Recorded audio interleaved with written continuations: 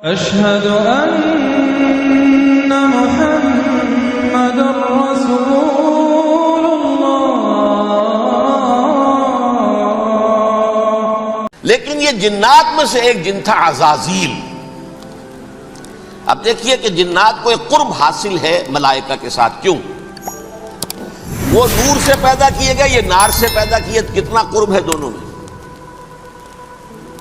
انسان پیدا کیا گیا مٹی سے، مٹی انرٹ ہے، آگ بھڑکتی ہے، اوپر اٹھتی ہے، شعلہ زن ہوتی ہے، انرجی ہے اس میں۔ نور اور نار میں بڑا قرب ہے۔ اور عربی کے ایک قاعدے سے تو یہ ایک ہی لفظ ہے، مادہ ایک ہی ہے، حروف علت جو ہے ایک دوسرے کی جگہ آ جاتی، یہ قرب ہے۔ اگرچہ زمین و آسمان کا فرق ہے دونوں میں۔ فرشتہ نور سے پیدا کیا گیا ہے، وہ پاک ہے، وہ اللہ کے کسی حکم کی خلاف ورزی کر ہی نہیں سکتا۔ لا یعصون اللہ ما امرہم ویفعلون ما یؤمرون۔ وہ جو بھی اللہ تعالیٰ حکم دیتا ہے اس کی کوئی معصیت یا نافرمانی نہیں کرتے، بلکہ جو حکم لیا جاتا ہے مان لیتے ہیں۔ ذرا سا اشکال ہوا تھا، پوچھ لیا، جواب مل گیا، خاموش ہو گئے بس۔ لیکن عزازیل نامی ایک جن تھا، جو ایک تو جن ہونے کی نسبت سے فرشتوں سے کچھ نہ کچھ مماثلت تھی، قرب تھا۔ دوسرے یہ علم میں، زہد میں، عبادت میں اتنا اونچا تھا، اتنا اونچا تھا، اتنا اونچا تھا کہ یہ ملائکہ ہی کے صف میں شامل ہو گیا۔ اس نے علم بغاوت بلند کر دیا۔ جب حکم دیا گیا کہ سجدہ کرو آدم کو، اب یہ دیکھیے کس قدر یہ اہم مضمون ہے۔ آپ سوچ رہے ہیں یہ باتیں آج پہلی مرتبہ ہمیں اس طرح سنائی جا رہی ہیں، یہ باتیں تو علم میں آتی نہیں ہمارے۔ وجہ کیا ہے؟ آپ کو دلچسپی نہیں ان چیزوں سے۔ جدید تہذیب نے ان چیزوں کی اہمیت کو زیرو کر دیا۔ قرآن میں اہمیت کا کیا عالم ہے؟ 7 جگہ یہ مضمون قرآن میں آیا ہے کہ فرشتوں کو ہم نے حکم دیا سجدہ کرو آدم کو، سب نے سجدہ کیا۔ فسجد الملائکۃ کلھم اجمعون، سارے کے سارے، کل کے کل، سب نے مل کر سجدہ کیا آدم کو۔ اللہ کے حکم کی فوراً تعمیل کر دی، الا ابلیس ابا واستکبر وکان من الکافرین۔ ابلیس نے نہیں کیا، انکار کیا، استکبار کیا، گھمنڈ کیا۔ اور اس کو سورہ کہف میں بیان کر دیا گیا، یہ اس لیے کہ وہ اصل میں جنات میں سے تھا، اگرچہ شامل تو تھا فرشتوں میں اس وقت۔ کانا من الجن ففسق عن امر ربہ، وہ اصل میں جنات میں سے تھا، اس وجہ سے وہ اپنے رب کے اس فیصلے کے خلاف کھڑا ہو گیا، سرکشی تھی اس میں۔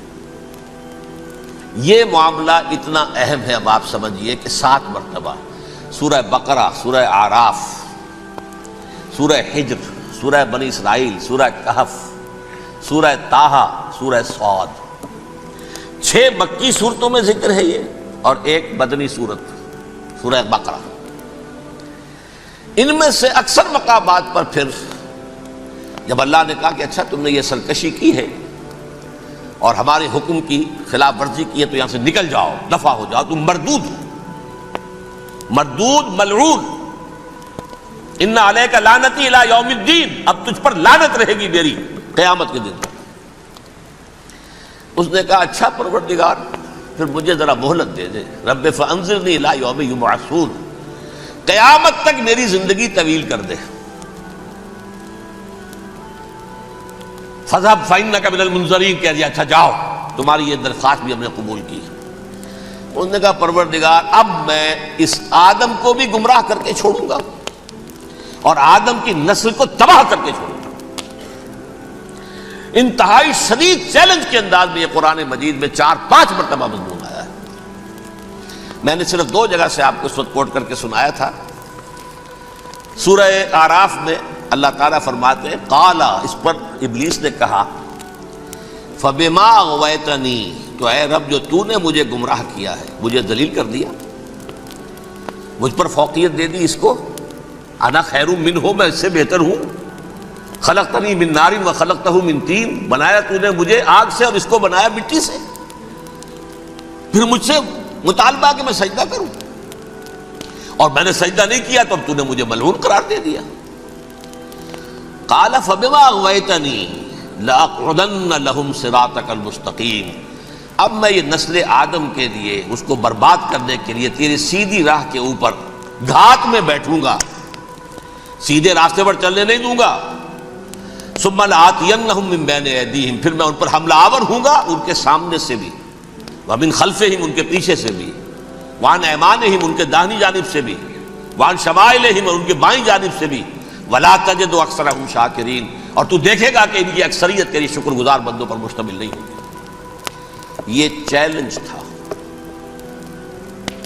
اور ایک چھوٹا سا چیلنج جو سورہ صاد میں آیا ہے، اور یہاں تو اس نے اللہ کے جلال کی قسم کھا کر کہا قال فبعزتک لأغوینہم اجمعین، اے رب تیری عزت تیرے جلال کی قسم ہے میں ان سب کو گمراہ کر کے چھوڑوں گا، الا عبادک منہم المخلصین، سوائے ان میں سے وہ کچھ لوگ جنہیں تو خالص اپنا بندہ بنا لے، جنہیں تو اپنا بندہ بنا لے. مخلص، مخلص نہیں، مخلص یہ مفعول ہے، فاعل نہیں ہے، جسے تو بنا لے.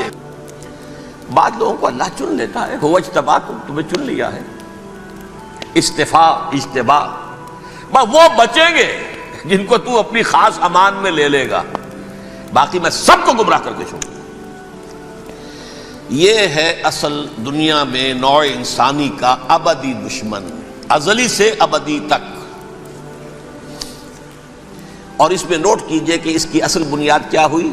دو لفظ، تکبر اور حسد. استکبرا، تکبر کیا، انا خیر منہ، میں اس سے بہتر ہوں. یہ ساری بس کی گانٹھ یہی ہے، سب سے بڑی گمراہی کی وجہ یہی ہے. اسی لیے کہا ہے حدیث میں لن يدخل الجنہ من کان فی قلبہ مثقال حبۃ من کبر، جنت میں ہرگز وہ شخص کبھی بھی داخل نہیں ہو سکے گا جس کے دل میں رائے کے دانے کے برابر بھی کبر ہے. تکبر سب سے بڑا جرم ہے. الکبر ردائی، اللہ فرماتا ہے یہ تکبر یہ تو میری چادر ہے. کوئی شخص تکبر کرتا ہے تو گویا میری چادر گھسیٹ رہا ہے میرے کندھے سے. عرب میں کسی شخص کی توہین کرنی ہوتی تھی تو اس کی چادر گھسیٹتے تھے، ننگا کر دیا گویا کہ یہ میری ردائی ہے. الکبر ردائی، یہ میری چادر ہے، یہ جامہ مجھے زیب دیتا ہے، مجھ پر راستہ تھا. اور حسد، آدم کو جو برتری عطا ہو گئی اس حسد کی آگ میں وہ جل رہا ہے اور اس کا انتقام لینا چاہتا ہے. آدم سے بھی، آدم کو بھی گمراہ کیا، جنت سے نکلوایا.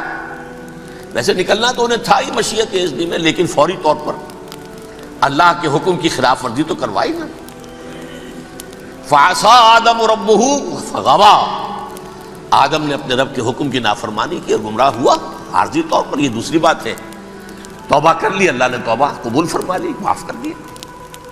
کوئی مستقل جو ہے وہ نسل انسانی پر اس گناہ کا اثر متوارث طور پر نہیں آ رہا ہے، ختم ہو چکا معاملہ، ہوا تھا ہو گیا. فتلقى آدم من ربہ کلمات فتاب علیہ انہ هو التواب الرحیم. اور توبہ کی شان یہ ہے جب وہ قبول ہو جائے اللہ کی جناب میں، کیا تائب من الذنب کمن لا ذنب لہ، گناہ سے توبہ کرنے والا ایسے ہوتا ہے جیسے اس نے کبھی گناہ کیا ہی نہیں تھا. لیکن بہرحال وہ گمراہ کرنے میں کامیاب ہو گیا، حضرت آدم اور حوا کو بھی. اور نوع انسانی کی عظیم اکثریت، عظیم اکثریت، عظیم اکثریت اس کے داؤ میں آئی ہوئی ہے نہیں. کتنے ہیں وہ عباد اللہ المخلصین، الا عبادک منہم المخلصین، کتنے ہیں جو واقعتاً خالصتاً اللہ کے بندے بن گئے ہوں، جنہیں اللہ نے اپنا بنا لیا، اپنا قرار دے دیا. اب اس کے ساتھ نوٹ کیجئے، اس ابلیس کے ساتھ ایک فوج بھی ہے جسے قرآن مجید میں کہا گیا ہے یہ اس کی پارٹی ہے، حزب الشیطان. یہ اکیلا نہیں ہے. ایک تو وہ عزازیل ہے، اس کی طویل ترین عمر اللہ نے دے دی، وہ تو قیامت تک رہے گا. باقی بھی جنات جو ہیں ان کی نسل میں سے، یا اس کی نوع میں سے، اس کی نسل میں سے، جنات کی عمریں انسانوں کی عمروں سے زیادہ ہیں، بہت زیادہ ہیں. لیکن پھر بھی اتنی نہیں ہے. یہ خاص ہے اس کا معاملہ کہ اس نے کہا تھا رب انظرنی الی یوم یبعثون، مجھے دے دے مہلت اس وقت تک تاکہ میں ثابت کر کے دکھا دوں کہ جسے تو نے یہ خلافت دیا یہ اس کا اہل نہیں ہے. Let me prove this point. ولا تجد اکثرہم شاکرین، تو ان کی اکثریت کو شکر گزار نہیں پائے گا. وہ ابلیس جو ہے وہ ریکروٹ کرتا ہے اپنے فوجی، اول تو خود جنات میں سے جو اس کے نمبر 1 لشکری ہے. قرآن مجید میں اس کا اشارہ دیا گیا ہے، انہو یراکم ہوا وقبیلہ من حیث لا ترونہم۔ دیکھو لوگو، اے انسانوں، وہ ابلیس لعین عزازیل اور جو اس کے قبیلے کے لوگ ہیں، جنات ہیں، وہ تمہیں وہاں سے دیکھتے ہیں اور تاکتے ہیں اور حملہ کرتے ہیں جہاں سے تم انہیں نہیں دیکھتے۔ وہ غیر مرئی ہیں، انویزیبل ہیں، تمہیں نظر نہیں آتے۔ ویزیبل دشمن کا وار تو روک لو گے، انویزیبل کا کیسے روکو گے؟ انہو یراکم ہوا وقبیلہ، اکیلا ہی نہیں ہے وہ تو تمہیں تاکتا ہے، تم پر حملہ کرتا ہے، گھات میں لگ کر جو ہے تمہارے اوپر حملہ کرتا ہے، وہ بھی اور اس کے ساتھ اس کے قبیلے کے لوگ، جنات بھی، من حیث لا ترونہم، جہاں سے کہ تم انہیں نہیں دیکھتے۔ لیکن اس کے علاوہ وہ انسانوں میں سے بھی ریکریوٹ، رنگ روٹ، وہ برپا کر، وہ جو ہے ان کو اپنے پاس رکھتا ہے فوج کے اندر، جس کی سب سے بڑی مثال کیا ہے؟ سورہ مجادلہ میں اللہ تعالیٰ نے منافق، حالانکہ وہ کون تھے؟ بظاہر حضور کا کلمہ پڑھنے والے، حضور کے پیچھے نماز پڑھنے والے، اسلام کا دعویٰ کرنے والے، ان کو اللہ فرماتا ہے اولئک حزب الشیطان الا ان حزب الشیطان هم الخاسرون، یہ شیطان کی پارٹی کے لوگ۔ وہاں مقابلے میں آیا ہے اولئک حزب اللہ الا ان حزب اللہ هم المفلحون۔ یہ دو پارٹیاں ہیں، حزب اللہ اللہ کی پارٹی جو اس کے مخلص بندے ہیں، وہ اللہ کی پارٹی، اور جو شیطان کے مرید بن گئے، اس کے ہاتھ پر بیعت کر لی، لہذا وہ اس شیطان کی پارٹی کے لوگ ہیں، چاہے وہ انسان ہو چاہے جن ہو۔ تو انسانوں میں سے بھی اس کے حزب میں، اس کی پارٹی میں اس کے ایجنٹ ہیں، اور بہت ہیں، بلکہ بہت سے تو ایسے ہیں کہ جو جنات کے بھی کان قطر دیں، ان کو بھی شیطنت سکھا دیں، پڑھا دیں۔ لیکن اب ایک بات سمجھیے، ایک دنیا میں نسل اور قوم بھی ایسی ہے جو ایک خاص وقت سے بحیثیت مجموعی من حیث القوم ابلیس کی ایجنٹ بن گئی ہے۔ وہ کون ہے؟ وہ یہودی ہے۔ یہ یہودی قوم جو ہے، اس میں ایک تو کچھ یہ کہ ان کی فطرت کے اندر یہ تھا کہ ہم ہیں اصل انسان، باقی انسان جو ہے وہ انسان نما حیوان ہے، ان کی کوئی حیثیت ہی نہیں۔ ہم ہیں اصل انسان، نحن ابناء اللہ واحباؤہ۔ باقی یہ جنٹائلز، یہ گوئمز، غیر یہودی، یہ تو حیوانات ہیں۔ اب جیسے کہ انسانوں کو حق ہے کہ حیوانوں کو ایکسپلائٹ کریں، استعمال کریں۔ گھوڑے کو آپ تانگے میں باندھتے ہیں کہ نہیں؟ اس کی پسینے کی اور محنت کی کمائی ہے جو کھاتا ہے تانگا چلانے والا۔ البتہ یہ ضرور ہے کہ چونکہ اگلے روز پھر جوتنا ہے تو کچھ نہ کچھ تو اسے بھی کھلائے گا نا، اپنی کمائی میں سے کچھ دانے کھلائے گا، کچھ اور گھاس دے گا۔ یا بیل کو جوتنا ہے ہل میں تو کچھ نہ کچھ اس کو دینا ہوگا کھانے کو، لیکن پھر اسے استعمال کرنا ہے۔ تو ان کا مستقل قول یہ ہے کہ اصل انسان ہم ہیں، باقی پوری نوع انسانی ہمارے لیے حیوانوں کے درجے میں، ہم چاہیں جس طرح انہیں استعمال کریں، ایکسپلائٹ کریں، دھوکہ دیں، جیسے چاہیں، لوٹیں، کھسوٹیں، سب کچھ کریں، بدعہدی کریں، ان سے سود لیں، سب کریں، جو بھی ممکن طریقہ ہو، یہ ہمارے لیے ہم ڈومینیٹ کریں گے، اور یہ در حقیقت ہمارے اعلی کار ہیں۔ ایک تو اس اعتبار سے یہود بقیہ پوری نوع انسانی کے دشمن بن گئے۔ قرآن مجید کی وہ آیت بھی میں نے آپ کو سنائی ہے، وَقَالُوا لَيْسَ عَلَيْنَا فِي الْأُمِّيِّينَ سَبِيلٌ۔ یہ امیین کہتے تھے نا ان کو، جو غیر یہودی ہیں، کیونکہ ان کے پاس کتاب تھی، تورات تھی، اور کتاب نہیں تھی کسی کے پاس، لہذا یہ ان پڑھ ہے، پاگل ہے، جاہل ہے، امی ہے۔ ہم ہیں صاحب کتاب، ہمارے پاس شریعت، ہمارے پاس کتاب، یہ لوگ ان پڑھ ہیں، جاہل ہیں۔ لیس علینا فی الامیین سبیل، ان امیین کو ہم لوٹیں، کھسوٹیں، دھوکہ دیں، فریب سے جو کریں، چوری کریں، ڈاکہ ڈالیں، جیب کے قطرے، جس طرح بھی کریں ہمارے لیے جائز ہے، ہمارے اوپر کوئی گرفت نہیں ہوگی۔ اللہ تعالیٰ ہم سے یہ نہیں پوچھے گا تم نے جھوٹ کیوں بولا تھا اس کے ساتھ، تم نے وعدہ خلافی کیوں کی تھی اس کے ساتھ، تم نے کیوں دھوکہ دیا تھا اس کو، تم نے کیوں اس کا مال جو ہے غبن کر لیا تھا، ہڑپ کر لیا تھا، نہیں، ہم پر پوچھ نہیں ہے۔ اس اعتبار سے ایک تو یہ انسانیت کی دشمنی ان کی گھٹی میں پڑ گئی، اس غلط خیال کی وجہ سے ہم تو بخشے بخشائے ہیں، we are the chosen people of the Lord, ہمیں تو اللہ اگر جہنم میں داخل بھی کرے گا تو صرف چند دن، لن تمسنا النار الا ایاما معدودات، باقی اصل میں تو ہم تو اللہ کے پسندیدہ، نحن ابناء اللہ واحباؤہ، اس کے بیٹوں کے مانندے بڑے چہیتے ہیں، لاڈلے ہیں، یہ باقی دنیا باقی انسان ہماری چراہ گاہ ہے، جیسے چاہے چریں، جس طرح چاہے ہڑپ کر جائیں۔ یہ تو ان کا پہلے سے مستقل معاملہ تھا، لیکن اس کے بعد ان کی تاریخ میں ایک دور وہ آیا جب حضرت مسیح علیہ السلام ان میں مبعوث کیے گئے۔ یہ 1400 سالہ تاریخ کا کلائمیکس ہے یہود کی۔ جب کتاب انہیں دی گئی تھی تورات حضرت موسیٰ کے ذریعے، وہ 1400 قبل مسیح کا واقعہ ہے۔ اس وقت سے لے کر اللہ کا وہ فضل ان پر ہوا کہ کوئی ایک لمحہ ایسا نہیں آیا 1400 برس میں کہ ان کے ہاں کوئی نہ کوئی نبی موجود نہ۔ یہ تار ٹوٹا ہی نہیں، 2 سے شروع ہوا، موسیٰ ہارون علیہ السلام، اور 1400 برس کے بعد پھر آخری 2 ہیں، عیسیٰ اور یحییٰ علیہ السلام، یوں سمجھ لیجئے، اور اس کے درمیان یہ تار ہے، اور اس تار میں کوئی ایک لمحہ ایسا نہیں آیا کہ کوئی نبی موجود ہو۔ اس میں اتار چڑھاؤ بہت سے آئے ہیں، اس کا وہ میرا موضوع نہیں ہے اس وقت۔ قبل مسیح کی تاریخ جو ہے وہ میرا موضوع نہیں ہے۔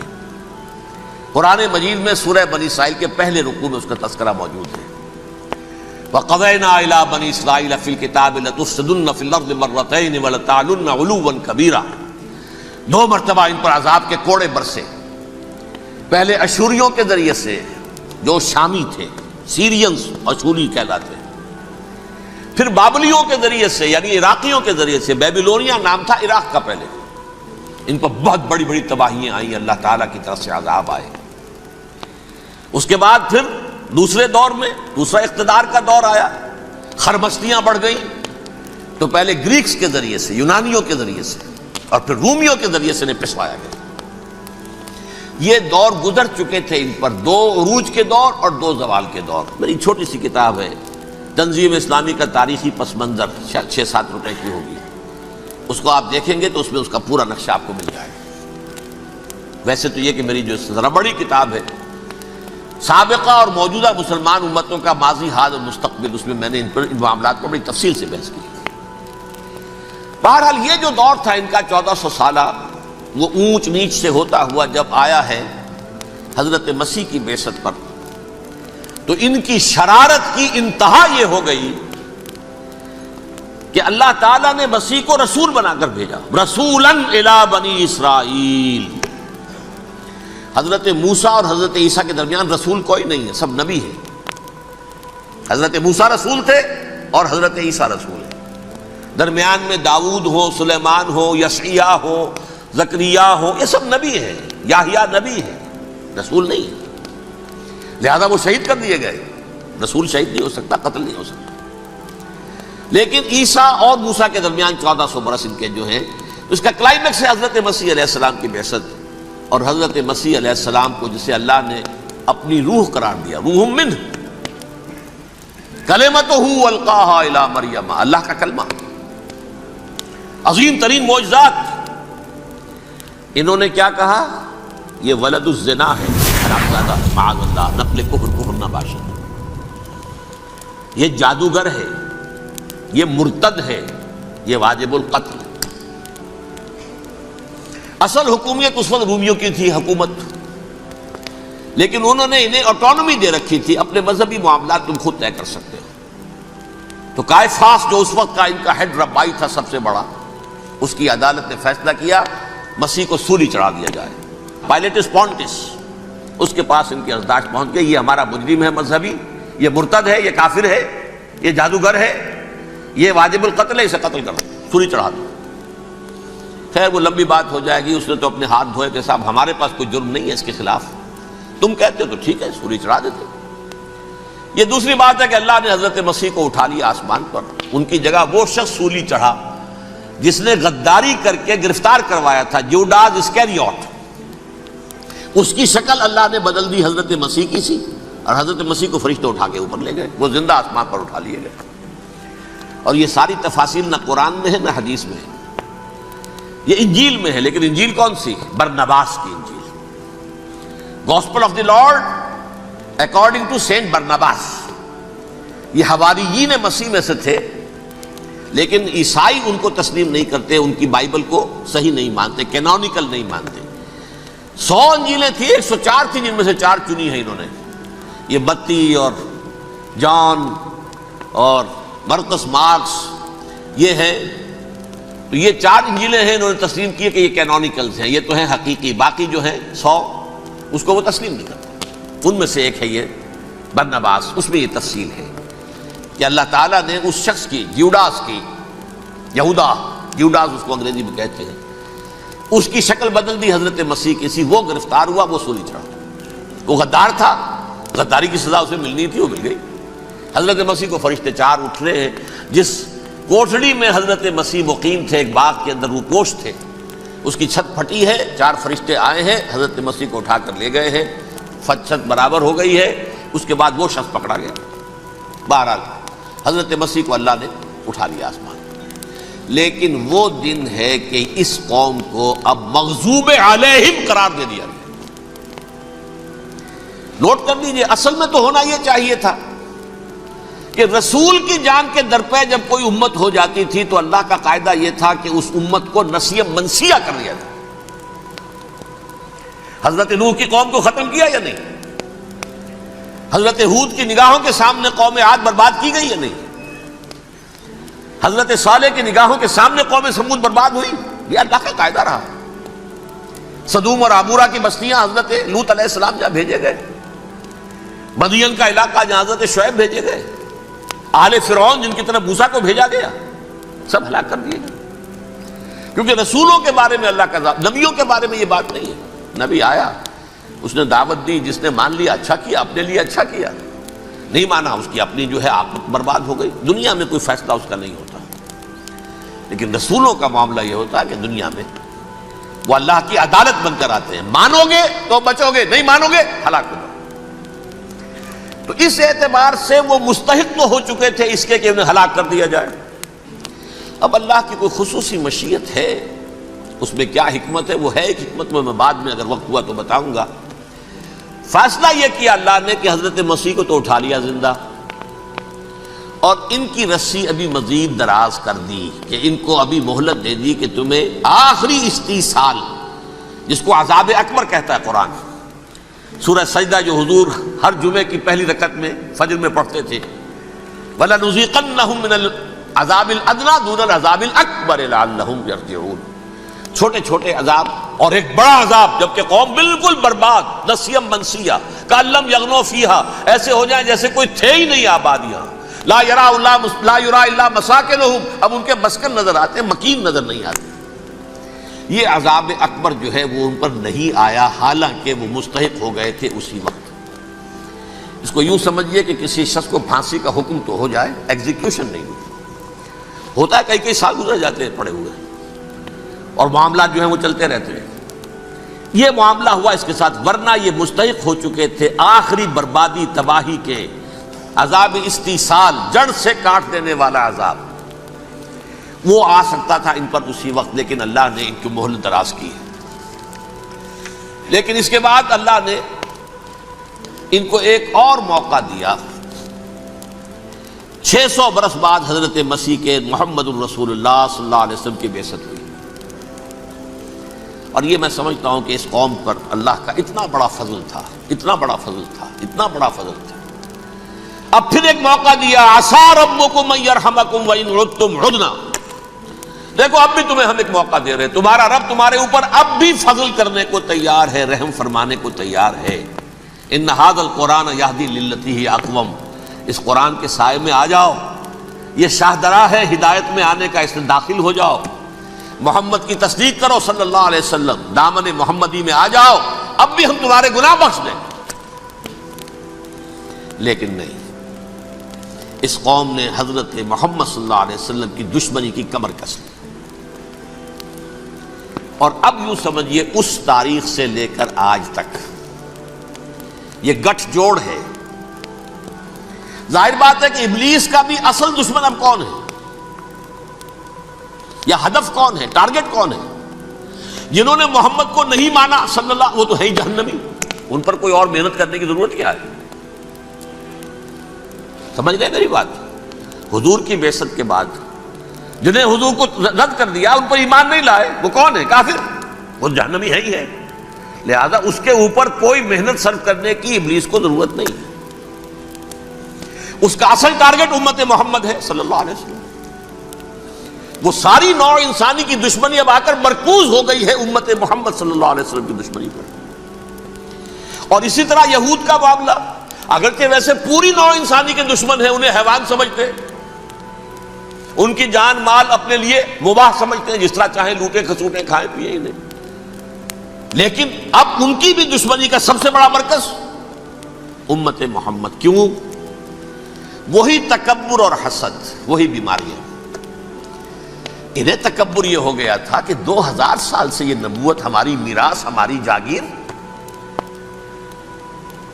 بنو اسرائیل کے اندر سینکڑوں نبی آئے, 3 کتابیں اللہ نے ہمیں عطا کی. یہ کہاں سے آ گیا محمد صلی اللہ علیہ وسلم؟ معاذ اللہ ثم معاذ اللہ. یہ امیین میں سے, یہ جنٹائلز میں سے, یہ گوئنز میں سے, یہ حقیر ان پڑھ. کہاں ہم, کہاں یہ نہیں تسلیم کریں گے. حالانکہ قرآن کہتا ہے یعرفونہ کما یعرفون ابناہم. ان کے علماء ایسے پہچانتے تھے حضور کو جیسے اپنے بیٹوں کو پہچانتے ہیں کہ یہ آخری نبی ہے. لیکن تکبر اور حسد کی آگ میں جل اٹھے. اب ان کے بھی دشمنی کس سے ہے؟ محمد اور امت محمد صلی اللہ علیہ وسلم. یہ گٹھ جوڑ ہے. اب دیکھیے, یہ ہے میری گفتگو کا اب تک کی گفتگو کا حاصل, یہ گٹھ جوڑ. ایک غیر مرئی دنیا, انویزیبل دنیا کا ابلیس لعین اور جنات میں سے اس کے لشکری فوج. انسانوں میں سے ویسے تو اور بھی بہت جگہ اس کے ایجنٹ ہیں, مسلمانوں میں بھی ہے, لیکن بحیثیت قوم, بحیثیت مجموعی, ایک پوری قوم, ایک پوری نسل جو ہے اس کے ساتھ گٹھ جوڑ ہے. ان دونوں کی گٹھ جوڑی کے ساتھ یہ دشمن دون ہیں انسانیت کے. پہلا دشمن ابلیس لعین, عزازیل لعین, اور دوسرے دشمن یہود ملعون. اب میں آپ کو ذرا اس جو انسانوں میں سے انسان دشمنی کا جن کا سب سے بڑا رول ہے, میں ان کی 2000 سالہ تاریخ کا آپ کے سامنے نقشہ رکھنا چاہتا ہوں. ان 1400 سال کا تو میں نے صرف 4 آپ کو پوائنٹس بتائے. موسیٰ سے عیسیٰ تک 1400 برس علیہم الصلاۃ والسلام. 2 مرتبہ عروج, 2 مرتبہ زوال. اشیریوں کے ہاتھوں پٹوائی, بابلیوں کے ہاتھوں پٹانا, گریکس کے ہاتھوں مرمت, رومنز کے ہاتھوں مرمت. یہ جو 2000 سال ہیں, کیونکہ اب تو ظاہر بات ہے 21ویں صدی شروع ہو گئی, 20 صدیاں حضرت مسیح کو پوری ہو گئی. پہلی بات نوٹ کیجئے, حضرت مسیح کی پیدائش ہے سن 1 قبل مسیح. یہ نقطہ آپ نے کبھی سنا ہے یا نہیں؟ جب ملینیم کا سلسلہ شروع ہوا تھا پچھلے سال تو میں نے بیان کر دیا تھا کہ ایک عجیب حساب کے اندر انہوں نے غلطی کی ہوئی ہے. حضرت مسیح کی پیدائش ہوئی 25 دسمبر کو. سن انہوں نے شروع کر دیا, جو اس کے بعد جنوری آئی تو پہلا سال شروع ہو گیا. اگر جنوری سے پہلا سال شروع ہوا تو یہ 6 دن جو ہے تو اس کے پچھلے سال میں تھے. لہذا کہا جائے گا کہ Jesus Christ was born 1 year before Christ, BC. تو 1 قبل مسیح میں حضرت مسیح کی پیدائش ہوئی. یہ آخری اسرائیلی نبی اور رسول. یہودی علماء کی مخالفت, دشمنی, سولی پر چڑھوا دینا میں بیان کر چکا ہوں. سن 33 عیسوی میں جبکہ حضرت مسیح کی عمر 33 برس تھی, اللہ تعالیٰ نے انہیں زندہ آسمان پر اٹھا لیا. لیکن یہودیوں نے اپنے خیال کے مطابق انہیں سولی پر چڑھوا دیا, ان کی موت واقع ہو گئی. اگرچہ اس کے بعد یہ اختلاف ہے ان میں. یہودی کہتے ہیں وہ سولی پر چڑھ گیا, ختم ہوا, مر گیا. عیسائی کہتے ہیں نہیں, انتقال ہوا ہے مسیح کا صلیب پر, لیکن پھر وہ دوبارہ زندہ ہو گئے ہیں. ان کی لاش ایک غار میں رکھ دی گئی تھی، وہاں ریزریکشن ہو گیا، ان کا وہاں سے بعد الموت وہی ہو گیا، اور پھر انہیں اللہ نے زندہ آسمان پر اٹھا لیا. تو ہمارے اور عیسائیوں کے درمیان نوٹ کر لیجئے یہ چیز مشترک ہے کہ حضرت مسیح آسمان پر زندہ اٹھائے گئے. فرق کیا ہے؟ وہ سمجھتے ہیں کہ سولی دیے گئے، سولی پر مرے، پھر زندہ ہوئے، پھر گئے. ہم سمجھتے ہیں کہ نہیں، وما صلبوہ وما قتلوہ، انہوں نے نہ صلیب دے سکے انہیں اور نہ انہیں قتل کر سکے، بل رفع اللہ الیہ، اللہ نے اٹھا لیا. پھر ہمارا اور یہ اس کا عیسائیوں کا ایک اور اتفاق ہے، سیکنڈ کمنگ آف جیسس، حضرت مسیح دوبارہ آئیں گے. یہ عیسائیوں کا بھی عقیدہ ہے اور ہمارا بھی. بہرحال تو جیسا کہ میں نے عرض کیا کہ اس وقت یہ عذاب استیصال، عذاب اکبر کے مستحق ہو چکے تھے، لیکن اللہ نے ان کی مدت دراز کی ہے. لیکن ان پر دنیاوی عذاب کا ایک کوڑا جو ہے اللہ تعالیٰ کی طرف سے اسی وقت برسا. دنیاوی عذاب دنیا میں رہتے ہوئے ختم نہیں کیا. 37 برس بعد حضرت مسیح کے رفع سماوی کے 37 برس بعد سن 70 میں یہودیوں نے بغاوت کی رومیوں کے خلاف. رومی ٹائٹس جنرل تھا ایک، اس نے پھر جو حملہ کیا ہے، 1,33,000 یہودی ایک دن میں قتل کیا یروشلم میں، اور ہیکل سلیمانی گرا دیا. وہ ہیکل پہلے بھی گرا تھا، پہلے 1400 سال کے دوران میں بھی نبوکدنضر نے گرایا تھا، لیکن پھر اس کے 150 سال بعد انہوں نے دوبارہ بنا لیا تھا، اس لیے وہ اسے سیکنڈ ٹیمپل کہتے ہیں. پہلا ٹیمپل جو حضرت سلیمان نے بنایا تھا، نبوکدنضر نے گرا دیا 587 قبل مسیح میں، پھر دوبارہ انہوں نے 150 سال کے بعد بنا لیا. وہ اس تاریخ کا حصہ ہے، میں نے جس کے بارے میں آپ کو تفصیل نہیں بتائی. اس میں یہ ہوا سن 70 میں وہ گرا دیا گیا، وہ آج تک گرا پڑا ہوا ہے. نمبر 2 یہ کہہ دیا گیا کہ یہودیوں اس ارض فلسطین سے نکل جاؤ، تم یہاں نہیں رہ سکتے. اب لہذا جس کا جہاں سینگ سمایا چلا گیا. یورپ میں چلے گئے، ایشیا میں آ گئے، عرب میں آ گئے. یہ 3 قبیلے جو رات بھی میں نے عرض کیا تھا، بنو قینقاع، بنو نذیر اور بنو قریظہ، یہ وہاں سے آ کے مدینے میں آباد ہو گئے. جس کا جہاں سینگ سمایا، افریقہ میں، ہندوستان میں، جہاں چلے گئے. ڈایاسپورا اسے کہتے ہیں، وہ آپ نوٹ کر لیجیے اس لفظ کو، ڈایاسپورا. ہمارا دور انتشار، جبکہ ہمیں ہماری اصل سرزمین تو فلسطین ہے، حضرت ابراہیم کا مسکن، حضرت اسحاق، حضرت یعقوب کا مسکن فلسطین، یہ ہے ہماری اصل جاگیر، یہ تو ہماری جدی پشتی جاگیر ہے. لیکن یہاں سے نکال دیے گئے سن 70 عیسوی میں، اور وہاں سے لے کے 1917 تک ان کا ڈایاسپورا جاری رہا. یہ دور انتشار ہے. اس دور انتشار کے اب چند حصے ہیں جس کو میں چاہتا ہوں کہ آپ علیحدہ علیحدہ سمجھ لیں. دور انتشار کا جو پہلا جو ہے تقریباً 300 برس رومی حکمران تھے. وہ یہودیوں کے بھی دشمن تھے اور عیسائیوں کے بھی دشمن تھے. عیسائی اور یہودی ایک دوسرے کے بھی دشمن تھے، لیکن رومی سمجھتے تھے کہ یہ ایک ہی تھیلی کے چٹے بٹے ہیں. رومیوں کے نزدیک عیسائی بھی یہودیوں ہی کا ایک فرقہ تھے، کوئی علیحدہ مذہب تو تھا ہی نہیں. لہذا رومی جو ہیں رومنز، وہ ان دونوں کو ستاتے تھے، مارتے تھے، اور یہ آپس میں لڑتے تھے. یہودی عیسائیوں کو مارتے تھے، عیسائی یہودیوں کو مارتے تھے. یہ ہے 300 برس تک کی تاریخ. سن 300 عیسوی میں کیا ہوا؟ ایک معجزہ ہو گیا. بہت عظیم ایمپرر کانسٹینٹائن، قسطنطین اعظم، رومن ایمپررز میں سے بہت بڑا ایمپرر، وہ عیسائی ہو گئے. اب تو معاملہ بالکل تلپٹ ہو گیا، پوری سلطنت عیسائی ہو گئی. اب عیسائیوں کے عیش ہو گئے اور یہودیوں پہ مار پڑنی شروع ہوئی. اب عیسائیوں کا آپ خود سوچئے کہ جنہیں وہ خدا بنا بیٹھے ہیں، خدا کا بیٹا قرار دے رہے ہیں، ان کے قاتل کون؟ یہودی بدماش. لہذا ان کی وہ پٹائی شروع ہوئی ہے یورپ میں، پوری رومن امپائر میں. انہیں ذلیل کیا گیا، شہروں میں آمد بند، علیحدہ رہو، گھیٹوز کے اندر رہو. یہودی کا نام جو ہے وہ گالی بن گیا، جیسے آج بھی یہودی گالی کہتے ہیں، جیسے خنزیر کا لفظ.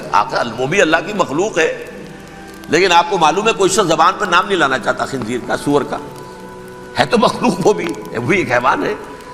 ایسے ہی یہ ہے یہودی گالی، جیوٹ گالی.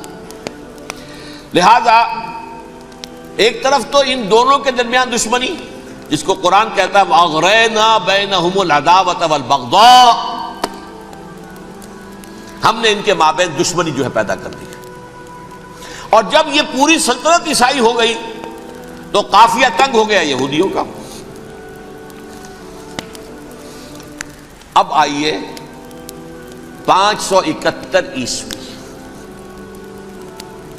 یعنی جبکہ ڈائسپورا کو کتنا عرصہ ہو چکا تھا؟ 500 برس.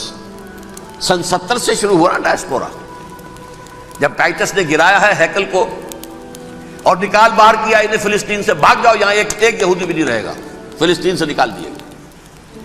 اس کے پورے 500 برس بعد سن 571 عیسوی میں حضور کی پیدائش ہوئی، ولادت باسعادت محمد الرسول اللہ صلی اللہ علیہ وسلم. 610 میں آپ پر وحی کا آغاز ہوا. لیکن حضور کے ساتھ ان کا معاملہ کیا رہا؟ اول تو جبکہ حضور ابھی مکے ہی میں تھے، یہودیوں نے ریشہ دوانیاں شروع کر دی حضور کے خلاف. قریش مکہ کو سکھاتے تھے، پڑھاتے تھے، ان سے یہ پوچھو، ان سے یہ پوچھو، یہ اس طرح تنگ کرو، ان سے یہ امتحان لو، یہ آپ کے علم میں ہے. سورہ بنی اسرائیل میں، سورہ کہف میں وہ سوالات، جو امتحانی سوالات آئے تھے، ذوالقرنین کون تھا، اصحاب کہف کون تھے، تم رسول بنے پھرتے ہو تو بتاؤ، اور یہ روح کی حقیقت کیا بتاؤ. یہ ساری ریشہ دوانیاں کر رہے تھے بیٹھے ہوئے، ابھی وہیں پر حضور ابھی پہنچے بھی نہیں. ہجرت فرما کر حضور تشریف لے آئے تو حضور نے، جسے ماسٹر سٹروک کہا جائے گا، یعنی اسٹیٹس مین شپ کا ماسٹر سٹروک، آپ نے مدینے میں آتے یہودیوں کے ساتھ پیکٹ کر دیا، جوائنٹ ڈیفنس پیکٹ آف مدینہ، کہ اگر مکے والے ہم پر حملہ کریں گے تو ہم مل جل کر ایک قوم کی حیثیت سے مقابلہ کریں گے. یہ میثاق مدینہ کہلاتا ہے، جس کے بہت غلط معنی پہنائے جا رہے ہیں آج کل. بہرحال میں موضوع میرا چونکہ یہ نہیں، میں ادھر نہیں جاؤں گا. لیکن ہوا کیا؟ ہر مرتبہ یہ خیانت کے مرتکب ہوئے، ان نے جو عہد کیے تھے ان سے پھرے، اندر ہی اندر سازش ریشہ دوانی، حضور کی بدترین دشمنی. سورہ نساء کی آیت نمبر 13 میں فرمایا ہے لا تزال تطلع علی خائنۃ منہم، اے نبی ہمیشہ آپ کے علم میں ان کی طرف سے خیانتیں، بددیانتیاں آتی رہیں گی. اور بار بار وہ مسلسل جنگ کی آگ بھڑکاتے تھے. قریش کو دعوت دیتے، آؤ آؤ آؤ، ہم اندر سے بغاوت کر دیں گے، تم آؤ تو صحیح، ختم کریں محمد کو اور اہل ایمان کو صلی اللہ علیہ وسلم ورضی اللہ تعالی عنہم اجمعین. لیکن پھر جب وہ آتے تھے تو یہ دبک جاتے تھے، ان میں ہمت نہیں تھی، میدان کے مرد نہیں رہے تھے. یہ سورہ حشر میں ان کا نقشہ کھینچا گیا ہے. کھلے میدان میں مقابلے کی اس کے اندر صلاحیت ہی نہیں ہے. یہ تو فصیلوں کے پیچھے سے، جیسے عورتیں کہیں دیہات میں لڑائی ہوتی ہے تو مرد جو ہیں گلیوں میں لڑتے ہیں، عورتیں اوپر سے پتھر پھینکتی ہیں، بس وہ کام یہ کر سکتے تھے. من ورائے جدر، فصیلوں کے پیچھے سے، جنگ میں میدان میں نہیں آ سکتے. بہرحال قرآن مجید میں ہے یہ سورہ مائدہ کی آیت نمبر 64، کلما اوقدوا نارا للحرب اطفاها اللہ. اکثر و بیشتر مواقع پر تو یہ جب آگ بھڑکاتے تھے جنگ کی، اللہ اسے بجھا دیتا تھا. لیکن بہرحال اس کے باوجود جنگیں ہوئی، غزوہ بدر، غزوہ احد ہوئی کہ نہیں؟ یہ ساری اس اصل شرارت میں. اور اس کے نتیجے میں حضور نے پھر ایک ایک کر کے 3 قبیلوں کو سزا دی. غزوہ بدر کے فوراً بعد بنو قینقاع نکالے گئے مدینے سے، غزوہ احد کے فوراً بعد بنو نذیر نکالے گئے، اور غزوہ احزاب کے بعد بنو قریظہ نکال دیے گئے. یہ تو میں نے آپ کے سامنے رکھ دیا صرف حضور کے زمانے میں ان کا کیا رویہ رہا. دشمن، رات بھی ہم نے وہ آیت پڑھی تھی، لَتَجِدَنَّ أَشَدَّ النَّاسِ عَدَاوَةً لِلَّذِينَ آمَنُوا الْيَهُودُ وَالَّذِينَ أَشْرَكُوا. اہل ایمان کی دشمنی میں شدید ترین تم پاؤ گے یہودیوں کو اور مشرکین. مشرکین بھی بعد میں ہے، پہلے یہودی. حضور کے بعد کیا ہوا اب یہ نوٹ کیجئے، یہ ان کی تاریخ کا دوسرا دور. حضرت عمر رضی اللہ تعالیٰ عنہ قائد خلافت ہے. بیت المقدس کا محاصرہ کیا گیا، فصیل بڑی اونچی، شہر اندر سے سیلف سفیشینٹ، حملے کا راستہ کوئی نہیں، محاصرہ طول کھینچ رہا ہے لیکن ان کے پاس رسد بھی موجود ہے، پانی بھی موجود ہے، وہ دروازے بند کر کے بیٹھے ہوئے ہیں۔ بالآخر اللہ تعالیٰ کی مشیت کا ظہور کیسے ہوا؟ ان کے کچھ علماء آئے فصیل پر، کہا دیکھو مسلمانوں، تم قیامت تک بھی یہاں پڑے رہو گے محاصرہ کر کے، ہمارا یہ شہر فتح نہیں ہوگا۔ ہاں ایک درویش بادشاہ کے ہاتھوں یہ شہر فتح ہونا ہے، لیکن تمہارے اندر ہمیں وہ نظر نہیں آ رہا۔ ابو عبیدہ بن الجراح رضی اللہ تعالی عنہ امین هذه الامہ، ان کا فوراً ذہن گیا، وہ درویش بادشاہ مدینے میں بیٹھا ہوا ہے، عمر رضی اللہ تعالی۔ اب ایک اور عمر بھی ہے جو قندھار میں بیٹھا ہے، نقشہ وہی ہے، سادگی کی حد تک نقشہ وہی ہے، بالکل وہی، اپنی آنکھوں سے دیکھا ہے، وہی سادگی۔ عمر اول عمر ثانی تھے عمر بن عبد العزیز۔ اب ایک اللہ کے فضل سے اللہ تعالیٰ ایدہ اللہ بنصرتہ، اللہ تعالیٰ ان کی نصرت فرمائے، دشمنوں کو ان کے مقابلے میں نیست و نابود کرے۔ انہوں نے ریکویسٹ بھیج دی کہ حضور تشریف لائیے، یہ شہر فتح ہو جائے گا۔ وہ ہے سفر تاریخی، اتنا طویل سفر، تقریباً 700 میل، ایک اونٹ، ایک خادم، ایک منزل پہ امیر المومنین اوپر بیٹھے، خادم آگے چل رہا ہے، اگلی منزل پہ خادم اوپر بیٹھا ہے، امیر المومنین آگے جا رہے ہیں۔ اور جب پہنچے ہیں تو وہ باری تھی خادم کی، انہوں نے ہاتھ جوڑ دیا، حضور خدا کے لیے تم کیا کہیں گے لوگ، وہ میرا برا حال کر دیں گے، تمہیں شرم نہیں آئی؟ امیر المومنین پیدل آگے چل رہے ہیں نکیل پکڑ کر، اور تم بیٹھے ہو اوپر براجمان ہو۔ حضرت عمر فرمایا الدور دورک، نہیں باری تمہاری ہے، بیٹھ۔ اس حال میں پہنچے ہیں، اور پھر یہ کہ ابو عبیدہ بن الجراح آئے ہیں، استقبال کیا ہے تو دیکھا ہے اس حال میں چلے آ رہے ہیں، عمر نکیل پکڑے ہوئے چلے آ رہے ہیں، اور کہتے ہیں کہ کہیں کیچڑ ویچڑ تھا، جوتے خراب ہو گئے تھے، وہ بھی اتار کے ہاتھ میں پکڑے ہوئے، کپڑے تو تھے ہی پھٹے ہوئے۔ انہوں نے کہا بھی حضرت ابو عبیدہ نے، دیکھیے یہ بڑا متمدن ملک ہے، بڑا مہذب علاقہ ہے یہ، آپ ذرا حلیہ اپنا درست فرما لیں تب جا کے پیش ہم آپ کو کریں گے۔ آپ نے فرمایا نحن قوم اعزنا اللہ بالاسلام، ہم وہ قوم ہیں جنہیں اللہ نے عزت دی ہے اسلام کے ذریعے سے، کپڑوں کے ذریعے سے نہیں، دولت کے ذریعے سے نہیں۔ اسی حال میں گئے ہیں، اوپر سے انہوں نے کھڑے ہو کر نشانیاں دیکھی ہیں، اپنی کتابیں کھولی، ہاں یہ وہی ہے، اچھا لو جی سرنڈر، شہر تمہارے ہاتھ میں۔ خون کا ایک قطرہ نہیں بہا اور بیت المقدس فتح ہو گیا۔ لیکن اس وقت حضرت عمر نے ایک نرمی یہ کی کہ یہودیوں کے لیے بھی اسے اوپن سٹی قرار دے دیا۔ یہ احسان عظیم حضرت عمر کا، اس سے پہلے یہودی آ ہی نہیں سکتا تھا، داخل ہی نہیں ہو سکتا تھا، وہاں وہ آ کر وزٹ نہیں کر سکتا تھا، زیارت نہیں کر سکتا تھا اپنے مقدس مقامات کی۔ حضرت عمر نے یوں سمجھیے کہ تقریباً 550 برس کے بعد ان کے لیے راستہ کھولا ہے کہ ہاں تم آ سکتے ہو، زیارت کر سکتے ہو۔ لیکن یہ عیسائیوں نے لکھوایا معاہدے کے اندر، انہیں یہاں آپ آباد ہونے کی اجازت نہیں دیں گے، لیکن کم وزٹ دی پلیسز، دیکھیں زیارتیں کریں اور جائیں۔ یہ معاہدہ حضرت عمر کا ہے رضی اللہ تعالیٰ، جو پھر خلافت راشدہ کے بعد بنو امیہ نے بھی اس کو آنر کیا، بنو عباس نے کیا، پھر جو ہمارے یہ ترکوں میں اندر خلافت آئی تو ترک خلفاء نے بھی اس معاہدے کی پوری پابندی کی۔ فلسطین میں آ سکتے ہیں یہودی صرف زائرین کی حیثیت سے، وہاں آباد نہیں ہو سکتے۔ اب آئیے اگلا دور آیا حضرت عثمان کا دور خلافت۔ یہ ہے وہ وقت کہ اب یہود نے امت مسلمہ کی پیٹھ میں چھرا گھونپا۔ وہ کیسے؟ ایک یہودی عبداللہ ابن سبا اسلام کا لبادہ اوڑھ کر آ گیا، معاشرے کا جائزہ لے لیا، ان میں بنو ہاشم اور بنو امیہ میں جو پرانی کشاکش تھی اس کے کچھ نہ کچھ جراثیم باقی ہیں، اگر ان کو ذرا بھڑکا دے تو مسلمانوں میں انتشار پیدا ہو جائے۔ کہا یہ عثمان کون ہے؟ یہ تو بنو امیہ میں سے ہے، یہ حق تو بنو ہاشم کا ہے، خلافت ان کے پاس ہونی چاہیے، محمد کے تو رشتہ دار وہ ہیں صلی اللہ علیہ وسلم۔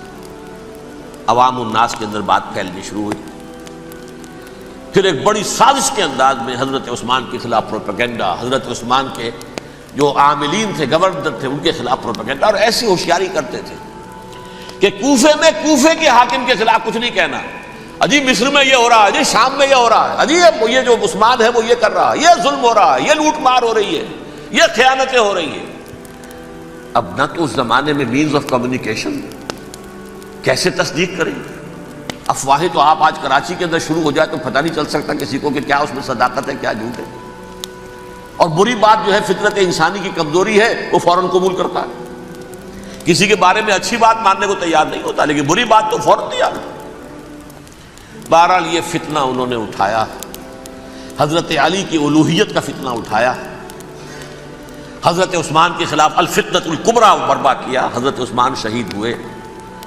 اس کے بعد 5 برس تک مسلمان ایک دوسرے کی گردنیں کاٹتے رہے، باہمی خانہ جنگی ہوئی، امت کو وہ زخم لگایا ہے جو آج تک جس سے خون رس رہا ہے۔ یہ شیعان عثمان اور شیعان علی تھے جو بعد میں پھر سنی اور شیعہ ہو اور آج تک ہے۔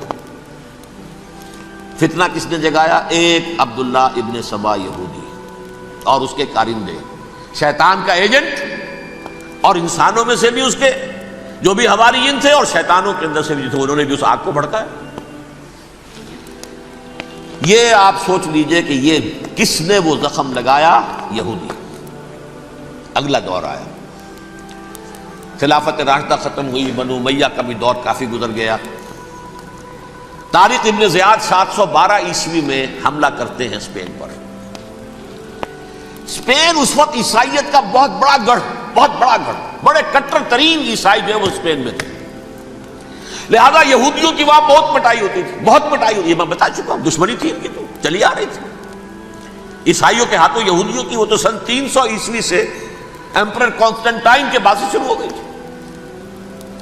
اس حوالے سے یہودیوں نے اس وقت چالاکی یہ برتی، کچھ راستے واسطے بتائے، کچھ مدد کی طارق ابن زیاد کی۔ طارق ابن زیاد نے انہیں اپنا محسن سمجھا، ہسپانیہ فتح ہو گیا تو یہودی چونکہ محسنین کی فہرست میں آ چکے تھے، انہیں بہت اقتدار نصیب ہوا، بڑی سپورٹ مسلمانوں نے دی۔ ان کے بڑے بڑے علماء جو ہیں اسی دور کے اندر پیدا ہوئے، بڑے بڑے تھنکرز ان کے اسی دور میں پیدا ہوئے۔ بن گوریون جو کہ ایک وزیر اعظم تھا اسرائیل کا، اس نے یہ لکھا اپنی کتاب میں، Muslim Spain was the golden era of our diaspora. وہ ڈائسپورا جو 70 عیسوی سے شروع ہوا تھا اور 1917 عیسوی تک جاری رہا ہے، اس میں سے گولڈن ایرا ہمارا جو تھا وہ مسلم اسپین تھا۔ ہسپانیہ میں بیٹھ کر ہم نے عیش کیے، لیکن وہاں سے انہوں نے اور جو کچھ کیا، یہ تو داستان کے اندر بہت سے گوشے ہیں، لیکن میں جس اسٹریٹ لائن میں چل رہا ہوں اس کے اعتبار سے ایک بات سمجھ لیجیے، وہاں بیٹھ کر انہوں نے اب عیسائیت کی پیٹھ میں چھرا گھونپا، پروٹیسٹنٹ مذہب پیدا کیا، تقسیم کر دیا، جیسے شیعہ سنی کی تقسیم، عبداللہ ابن سبا، رومن کیتھولک اور پروٹیسٹنٹ کی تقسیم، یہودی علماء۔ ہوتا کیا تھا؟ ہسپانیہ کی یونیورسٹیاں ہیں، کارڈووا میں ہے، ٹولیڈو میں ہے، گریناڈا میں ہے، غرناطہ، قرطبہ، تولیتلا، اور وہاں آتے تھے لوگ، فرانس سے چلے آ رہے ہیں نوجوان پڑھنے کے لیے، جرمنی سے چلے آ رہے ہیں، اٹلی سے چلے آ رہے ہیں، 3 ہی ملک قریب ترین پڑھتے ہیں سینٹرل جو یورپ کے ہیں۔ یہاں پر جو ہے وہ اسلام جو نور پھیلا رہا تھا اس سے بھی مستفیض ہوئے، جہالت کے جو ہے پردے ان کے وہ چھٹے، اس کے ساتھ ہی وہ یہودی وہاں ان کے اندر جو جراثیم داخل کر رہے تھے وہ اس عیسائیت کے خلاف بغاوت تھی، جو اس وقت دنیا میں عیسائیت اس وقت تھی، پوپ کا راج تھا دنیا میں اس وقت۔ یورپ میں جو عیسائیت تھی اس میں ایک طرف بادشاہ تھے، لیکن بادشاہوں کی حیثیت وہاں پر یوں سمجھ لیجئے کٹ پتلیوں کی تھی، اصل قوت پوپ کے ہاتھ میں تھی۔ اور پوپ کو انہوں نے جیسے قرآن نے کہا اتخذوا احبارهم ورهبانهم اربابا من دون اللہ، کیونکہ سینٹ پال نے شریعت موسوی ساقط کر دی تھی تو اب شریعت تھی ہی نہیں، پوپ کو اختیار تھا جس چیز کو چاہے حلال قرار دے دے، جس چیز کو چاہے حرام قرار دے دے۔ اتخذوا احبارهم ورهبانهم اربابا من دون اللہ۔ انہوں نے کہا صاحب یہ پوپ کس بلا کا نام ہے, یہ بھی انسان ہے. بات تو ٹھیک تھی نا, اصل حیثیت تو کتاب کی ہونی چاہیے, ڈیوائن بک, دی ریویلڈ اسکرپچر. لہذا یہ کتاب ہر شخص پڑھ سکتا ہے. کوئی پوپ کے باپ کو جو ہے کوئی اس کے لیے پروپرائٹری رائٹس تو نہیں ہے کہ صرف پوپ پڑھ سکتا ہے یا پادری پڑھ سکتے ہیں. ہم بھی پڑھ سکتے ہیں, ہم بھی سمجھ سکتے ہیں. یہ باتیں تھی کہ جن کو بڑھا چڑھا کر بیان کر کے اور پوپ کا اقتدار ختم کرا دیا اور توجہ مرکوز کر دی بائبل کی طرف. اب بائبل میں بڑا حصہ تو اولڈ ٹیسٹامنٹ کا ہے. نتیجہ کیا ہوا؟ یہود کی عظمت پروٹیسٹنٹس کے نزدیک مسلم ہو گئی. اصل قوم تو یہ ہے, وہ دشمنی بدلی کہ نہیں بدلی؟ موسیٰ کے امتی یہ ہے, تورات موسیٰ کو دی گئی, ابراہیم کی نسل یہ ہے. لہذا وہ جو دشمنی تھی, جو عداوت تھی کہ ہمارے خدا کو سوری چڑھانے والے ہیں یہ بدماش, اس کا ازالہ ہوا اس پروٹیسٹنٹ مذہب کے نتیجے میں. یہ میں اب آپ کو بتاتا ہوں کہ ایک نتیجہ وہ نکلا ہے جسے برٹرنڈ رسل نے بیان کیا ہے. اس کی کتاب ہے ان پریز آف آئیڈلنس, صفحہ 108. وہ لکھتا ہے the Christians retaining the Judaic belief in special revelation added to it the Roman desire for worldwide domination and the Greek taste for metaphysical subtleties. The combination produced the most fiercely persecuting religion that the world has yet known. یہ تین چیزیں آ کر عیسائیت میں مل گئی. ایک تو جب یہ اولڈ ٹیسٹامنٹ جو ہے وہ ان کے ہاتھ میں آ گئی, اور اس کے میں کچھ آپ کو بتا دیتا ہوں کہ اولڈ ٹیسٹامنٹ کی تعلیمات, کیونکہ یہ اولڈ ٹیسٹامنٹ جو ہے یہ محرف تھی. اصل تورات تو گم ہو گئی تھی 587 قبل مسیح میں, جب پہلی مرتبہ ہیکل جو ہے تباہ ہوا ہے, اس وقت ختم ہو گئی تھی. اس کے کوئی 150 سال کے بعد انہوں نے یادداشتوں سے مرتب کر کے لکھی ہے. اب اس میں ان کے اپنے خیالات, اپنے امانی, اپنی توجیحات وہ شامل ہو گئی. لہذا میں آپ کو حوالے دیتا ہوں اس کتاب کے اندر مظالم کی جو تعلیم دی گئی ہے.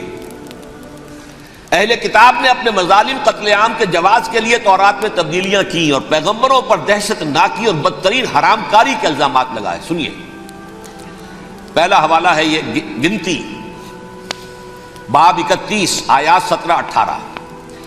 اس لیے ان بچوں میں جتنے لڑکے ہیں سب کو مار ڈالو, اور جتنی عورتیں مرد کا منہ دیکھ چکی ہیں ان کو بھی قتل کر ڈالو, لیکن ان لڑکیوں کو جو مرد سے واقف نہیں اور اچھوتی ہیں اپنے لیے زندہ رکھو. یہ کسی اللہ کی کتاب کا یہ جملہ ہو سکتا ہے؟ کسی ریویلڈ بک کا؟ اور سنیے, یہ ہے استثناء ڈیٹرانومی باب 20 آیت 16-18.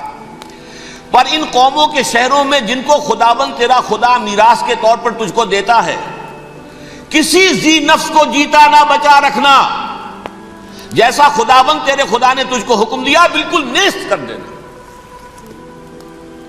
مرد, عورتیں, بچے, بوڑھے سب ختم. یہ کتاب مقدس ہے. اور سنیے, سیموئیل باب 27 آیت نمبر 9. اور داؤد نے اس سرزمین کو تباہ کر ڈالا اور عورت مرد کسی کو جیتا نہ چھوڑا. نمبر 4, ان سب آباد شہروں کو ماں, عورتوں اور بچوں کے بالکل نابود کر ڈالا. کتاب استثناء باب 3 آیت 6. یہ ہے جو کہہ رہا ہے برٹرنڈ رسل. کرسچینٹی میں آ کر یہ تین چیزیں شامل ہو گئی. ایک تو یہ باربیرین یہ تعلیم جو ہے, اور یہ مذہب کے نام پہ تعلیم, یہ کتاب مقدس کی تعلیم. نمبر 2, رومنز کے اندر جو ایک تمنا تھی ورلڈ ڈومینیشن کی, وہ عیسائیت کے اندر آ گئی. اس لیے کہ پوری رومن امپائر جو ہے عیسائی ہو گئی, اسے وراثت کے اندر ورلڈ ڈومینیشن کی جو ایک تمنا تھی وہ مل گئی. اور پھر یہ کہ انہوں نے جو توہمات تھے یونانیوں کے, ان کو بھی اپنے ہاں مختلف شکلوں کے اندر جمع کر لیا. ان تین چیزوں کا the combination produced the most fiercely persecuting religion that the world has yet known. اس کے نتیجے میں دنیا میں تاریخ انسانیت کے اندر جو بدترین خونخوار ترین مذہب ہو سکتا ہے وہ شکل عیسائیت نے اختیار کی ہے۔ اور اس کا مظہر عتم کیا تھا نوٹ کیجئے، صلیبی جنگیں۔ ایک بات ٹائم ٹیبل کے اعتبار سے نوٹ کر لیجئے گا، فرسٹ ملینیم ختم ہوا، سیکنڈ شروع ہوا۔ ان کے 1000 سال ختم ہوئے تو 11ویں صدی میں سیکنڈ ملینیم شروع ہوا، تو پہلی صلیبی جنگیں ہوئی، لاکھوں مسلمان قتل کیے گئے۔ صرف یروشلم کے اندر اتنا خون بہایا ہے کہ خود ان کے ہسٹورینز لکھتے ہیں کہ جب ان صلیبیوں نے جب گھوڑوں کے ساتھ وہ چل رہے تھے گلیوں میں تو ان کے گھوڑوں کے گھٹنوں تک خون کی ندی بہ رہی تھی، جہاں سے گزرے ختم کرتے چلے گئے، آبادیاں کی آبادیاں ختم ہو گئی۔ اگرچہ اس کروسیڈ میں گیہوں کے ساتھ گھن بھی پسا، یہودی بھی بہت مارے گئے۔ یہ فرانس سے، جرمنی سے جب یہ کروسیڈرز آ رہے تھے 3000 میل کا سفر طے کر کے آئے تھے، سوچئے تو صحیح۔ اربن ثانی پوپ جو تھا آگ لگا دی تھی اس نے پورے یورپ کے اندر، شرم سے ڈوب مرو، تمہارے مقدس علاقے مسلمانوں کے ہاتھ میں، انفیڈلز، یہ کافر، یہ مرتد، یہ ملحد۔ مسیح جہاں پیدا ہوا، مسیح کو جہاں سولی دی گئی، وہ کہاں ہے؟ ان کے ہاتھ میں۔ وہ آگ لگائی ہے، 3000 میل کا فاصلہ طے کر کے یہ نو قومیں آئی ہیں وہاں، اور جو تباہی مچائی ہے انہوں نے۔ تاریخ انسانی میں ایسی بربریت کی کوئی مثال، اور یہ ان کے اپنے ہسٹورینز لکھتے ہیں، شرم کے مارے ایسے محسوس ہوتا ہے جیسے ان کی گردنیں جھکی جا رہی ہوں لکھتے ہوئے۔ اب آگے چلیے، یہ جو بغاوت ہوئی پوپ کے خلاف، اس میں نوٹ کیجئے تاریخی اعتبار سے سب سے پہلے بغاوت کرنے والا ملک انگلستان تھا۔ اس نے اپنا چرچ علیحدہ بنایا، چرچ آف انگلینڈ، پوپ سے رشتہ منقطع ہے۔ The first Protestant kingdom in Europe was England. اسی سے رشتہ جوڑی west, white Anglo Saxon Protestants, ان میں اولیت کا شرف کسے حاصل ہے؟ برطانیہ شریف کو۔ یہاں پر انہوں نے اب ایک بہت بڑا جو کارنامہ کیا، پوپ کی گرفت کب ہوئی یورپ پر سے، پروٹیسٹنٹ مذہب کا فروغ ہوا، تو انہوں نے سود کی اجازت حاصل کر لی۔ جب تک پوپ کی حکومت تھی سود حرام تھا، نو ٹرانزیکشن، نہ انٹرسٹ نہ یوزلی، کچھ بھی نہیں۔ پروٹیسٹنٹس کے ذریعے سے سود کی اجازت حاصل کر لی۔ اس کے بعد بڑے بڑے بینک بنا کر بیٹھ گئے، house of Rothschilds, house of گولڈ سمتھس، یہ عمران خان صاحب کے جو خسر جو تھے گولڈ سمتھ، یہ بینکرز، بڑی بڑی فیملیز۔ ان لوگوں نے کیا کیا؟ اب ریشہ دوانیاں، یورپ میں مختلف ملکوں کے درمیان جنگیں کروائیں سازشوں کے ذریعے سے، وہی کلما اوقدوا نارا للحرب، جنگ کے لیے آگ بھڑکا دینا تو ان کا پرانا مشغلہ تھا، جنگیں کرواتے تھے۔ پھر فرانس کے بادشاہ کو بھی قرض چاہیے اسلحہ کے لیے، انگلستان کے بادشاہ کو بھی قرض چاہیے، ہاؤس آف روتھشائلڈز کا ایک نمائندہ وہاں بیٹھا ہے، ایک یہاں بیٹھا ہے، اور منہ مانگے شرح پر سود کے اوپر قرض دے رہے ہیں۔ ان کو سب کو جو ہے ان کے سارے مالی مسائل کھینچ لیے، دولت پر قبضہ کر کے بیٹھ گئے، اور اس کا نتیجہ یہ نکلا چند 100 سالوں کے اندر کہ فرنگ کی رگے جاں پنجے یہود میں، اس سودی نظام کے ذریعے سے دولت پر ان کا قبضہ۔ علامہ اقبال 1905 سے 1908 تک رہے تھے نا وہ، لیکن یہ کہ ان کی نگاہ تھی ایسی، گاہ میری نگاہ تیز چیر گئی دل وجود، گاہ الجھ کے رہ گئی میرے توہمات میں۔ انہوں نے دیکھا ہے کہ فرنگ کی رگے جہاں پنجے یہود میں ہے۔ ابھی ہٹلر کا تو وجود بھی نہیں تھا، بعد میں ہٹلر کو محسوس ہو گیا نا واقعتاً ہمارا اصل دشمن یہ یہودی ہے جو یہاں پر بیٹھا ہوا، جو ہمارا خون چوس رہا ہے۔ آخر یوں ہی تو نہیں، دماغ اس کا ایسے تو خراب نہیں ہو گیا تھا۔ یہ قتل عام، یہ ہولوکاسٹ کس لیے؟ اس نے پہچان لیا تھا، اس لیے کہ وہ ویسٹ نہیں تھا، وائٹ اینگلو سیکسن پروٹیسٹنٹس، اصل جادو جو چلا وہ ان پر چلا، اور برطانیہ ان کا سب سے بڑا جو ہے وہ پشت پناہ، مددگار، حامی۔ اس کے ساتھ ساتھ انہوں نے کوشش کی، یہ ترک خلفاء بیچارے، مرد بیمار تو بن ہی چکا تھا یورپ کے اندر، زوال سے دوچار ہو چکی تھی ترکی خلافت، انہوں نے بھی محل بنائے تھے، آج تجھ کو بتاتا ہوں تقدیر امم کیا ہے، شمشیر و ثنا اول، طاؤس و رباب آخر، بڑے بڑے قرضے لے کر محل بنے تھے یہ، جو آج جا کر آپ استنبول میں دیکھ لیجئے، قرضوں کے اندر بندھے ہوئے، لیکن یہ کہ کم سے کم یہ ضرور کیا کہ بڑی سے بڑی رشوت انہیں یہودیوں نے پیش کی کہ کسی طرح ہمیں فلسطین میں آباد ہونے کی اجازت دے دو، لیکن this goes to their credit, انہوں نے کہا نہیں، یہ معاہدہ جو عمر نے کیا تھا رضی اللہ تعالی عنہ، اس کو میں نہیں بدل سکتا، تم جاؤ، جا کے زیارت کرو، آ جاؤ، تم وہاں آباد نہیں ہو سکتے، کیونکہ ترکی کے زیر نگی تھا نا علاقہ، سلطنت عثمانیہ میں شامل تھا، پورا ویسٹ ایشیا، پورا ایسٹ یورپ، پورا شمالی افریقہ، 3 بر اعظموں پر پھیلی ہوئی تھی سلطنت عثمانیہ اور خلافت عثمانیہ، 400 برس تک خلافت ان کے ہاں رہی ہے، انہوں نے نہیں مانا، نتیجہ کیا نکلا، انہوں نے اس خلافت کے نظام کو ختم کرنے کے لیے سازش شروع کی، اس سازش کا نتیجہ تھا، اس کو دیکھ کر بھانپ کر ہندوستان میں تحریک خلافت چلی ہے، بولی اماں محمد علی کی جان بیٹا خلافت پر دے دو، ساتھ ہوں تیرے شوکت علی بھی جان بیٹا خلافت پر دے دو، تحریک چلی، ابھی ختم نہیں ہوئی تھی خلافت، لیکن نظر آ گیا تھا، بڑا پیارا واقعہ ایک صاحب نے سنایا ہے کہ جب شیخ الہند جو ہیں اسیر تھے مالٹا میں، یہ 1915 سے 1920 تک رہے،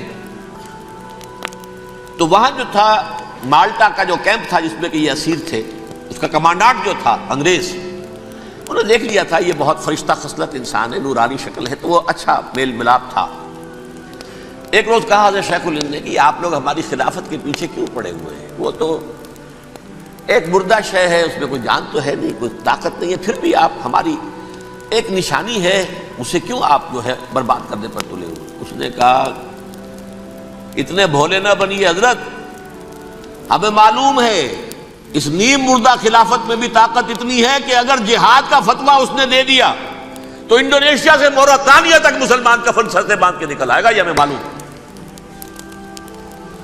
لہذا ہم نے ختم کرنا ہی کرنا، اور ختم کس سے کرایا؟ ایک فری میسن مصطفیٰ کمال پاشا، چاک کر دی ترک ناداں نے خلافت کی قبا، سادگی اپنوں کی دیکھ اوروں کی عیاری بھی دیکھ، عیاری کس کی تھی؟ یہود کی، اور ان کے اعلی کار برطانیہ، ابھی خلافت ختم بھی نہیں ہوئی تھی، برطانیہ کے ذریعے سے 1917 میں بالفور ڈکلیریشن کے ذریعے سے حق حاصل کر لیا کہ ہاں جا کر یہ آباد بھی ہو سکتے ہیں، چونکہ دوسری جنگ عظیم میں سلطنت عثمانیہ ختم ہو گئی تھی، خلافت نام کی تھی، سلطنت تو ختم ہو گئی، ترکی رہ گیا تھا صرف، اور جنرل ایلنبی کی فوجیں داخل ہو چکی تھی یروشلم میں، یروشلم پر قبضہ برطانیہ کا ہو چکا تھا، اور قبضہ دلوانے والے برطانیہ کو ہمارے ہندوستان کے مسلمان فوجی بھی تھے، اربوں بغاوت کی ترکوں کے خلاف، اور انگریزوں کی فوج میں ہمارے ہندوستان کے مسلمان سپاہی بھی تھے۔ بہرحال اب چونکہ ان کے پاس آ گیا، برطانیہ نے اعلان کر دیا، بالفور ان کا وزیر خارجہ، Jews have a right to settle in Palestine, وہ جائیں آباد ہو سکتے ہیں، یہ 1917 کا اعلان ہے۔ اس کے بعد جو کچھ انہوں نے طریقے برتے ہیں، اس میں دھن دھوس دھاندلی دھوکہ ہر چیز، مثلا دھن گئے جناب یہ آپ مکان بیچیں گے، اچھا جی لے لیجیے، آپ کیا مانگتے ہیں؟ 10 لاکھ، میں 11 لاکھ دیتا ہوں لیکن کل ہی نکل جائیں آپ، پیسے کی کمی تھی نہیں، پورا یورپ کا سرمایہ ان کے پاس، بینکرز کے پاس، زائنسٹ موومنٹ اصل میں بینکرز کی موومنٹ تھی، 1897 میں جمع ہو کر انہوں نے جو پروٹوکول بنائے تھے وہ کون تھے؟ سب کے سب بینکرز تھے، دولت کی کمی نہیں تھی، تم 10 کی بجائے 11 لو نکل جاؤ، یہ کھیت بیچتے ہو کتنے کا؟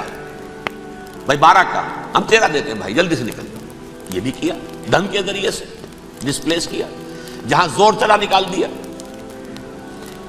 اور اس کے بعد پھر جب سن 48 میں اسرائیلی ریاست قائم ہو گئی، اب اسرائیلی جو ہے عدالتوں میں استغاثے دائر کرنے شروع، یہ فلاں مکان میرے پرانے پکڑ دادا سگڑ دادا کا تھا 2000 سال پہلے، اس کے اوپر یہ قبضہ کر کے بیٹھے ہوئے، یہ میرے پاس دستاویزات ہیں۔ اچھا ٹھیک ہے، آپ نکل جائیں، یہ مکان ان کا ہے۔ اس طریقے سے انہوں نے بے دخل کیا فلسطینیوں کو، اور خود وہاں پر قدم جما کر مضبوطی سے بیٹھ گئے۔ یہ ہے کہ جو مغربی اقوام نے کیا ہے، اس میں سیکنڈ جو ہے رول پلے کیا ہے امریکہ نے۔ ویسٹ جو ہے اس کا نمبر 2 امریکہ تھا، اب نمبر 1 امریکہ ہے۔ اب برطانیہ کی کوئی حیثیت ہی اب نہیں ہے، لیکن سب سے بڑا وکیل جو ہے وہ وہی ہے اب بھی۔ لیکن ظاہر بات ہے کہ west white Anglo Saxon Protestants کا امام اس وقت جو ہے وہ برطانیہ، یو ایس اے۔ 1948 میں یہ قائم ہوا، اور یہاں پہ نوٹ کیجئے پاکستان 47 میں قائم ہوا ہے، اور تقریباً 9 مہینے ہیں درمیان میں، اگست 47 اور مئی یا جون 48۔ اس کا کیا مطلب ہے یہ میں بعد میں بتاؤں گا آپ کو۔ پہلی جنگ ہوئی 48 میں، عربوں نے بغاوت کی اور عرب جیت رہے تھے، اچانک پتہ نہیں کیوں عربوں نے جنگ بند کر دی۔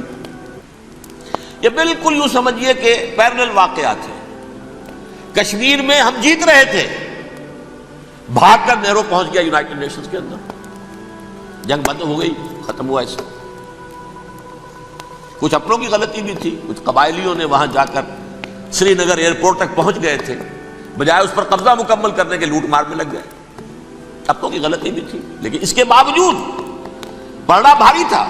اور اگر سری نگر ایئرپورٹ پر قبضہ ہو گیا ہوتا تو سوال ہی پیدا نہیں ہوتا کہ بھارت جو ہے اپنی فوجیں اتار سکتا، زمینی راستہ تھا ہی نہیں۔ وہی وہاں ہوا ہے، بڑے ہی عجیب طریقے پر عرب جیت رہے تھے، اسرائیل جو ہے شکست کھا رہے تھے، عربوں نے صلح کر دی۔ کچھ مہینوں کے بعد عربوں نے دوبارہ جنگ کی۔ اتنے عرصے میں یہ اسرائیلی، یہ سب جو ہے جتنے دہشت گرد ہیں اسرائیل، یہ اس دور کے لوگ ہیں، وہ چاہے میناچم بیگن تھا یا کوئی اور، یہ سب کے سب اس دور کے ٹیررسٹ۔ اب انہوں نے ڈٹ کر جو مقابلہ کیا، عربوں کو شکست دی بڑی سخت۔ سن 48 میں عربوں کو شکست ہو گئی۔ سن 67 میں روس کے سکھانے پڑھانے پر جمال عبد الناصر نے حملہ کیا، بلاکیٹ کر دیا ایلات کا بندرگاہ کا۔ 6 دن کی جنگ کے اندر اسرائیلیوں نے روس سے پورا صحرائے سینا لے لیا، اسرائیل شام سے گولان ہائٹس لے لیے، اردن سے یہ پورا مغربی کنارہ جو یہ اردن کا حصہ تھا، اور مشرقی یروشلم اردن کے پاس تھا، اس پر بھی قبضہ کر لیا۔ 1967 کی جنگ کا نتیجہ کیا نکلا؟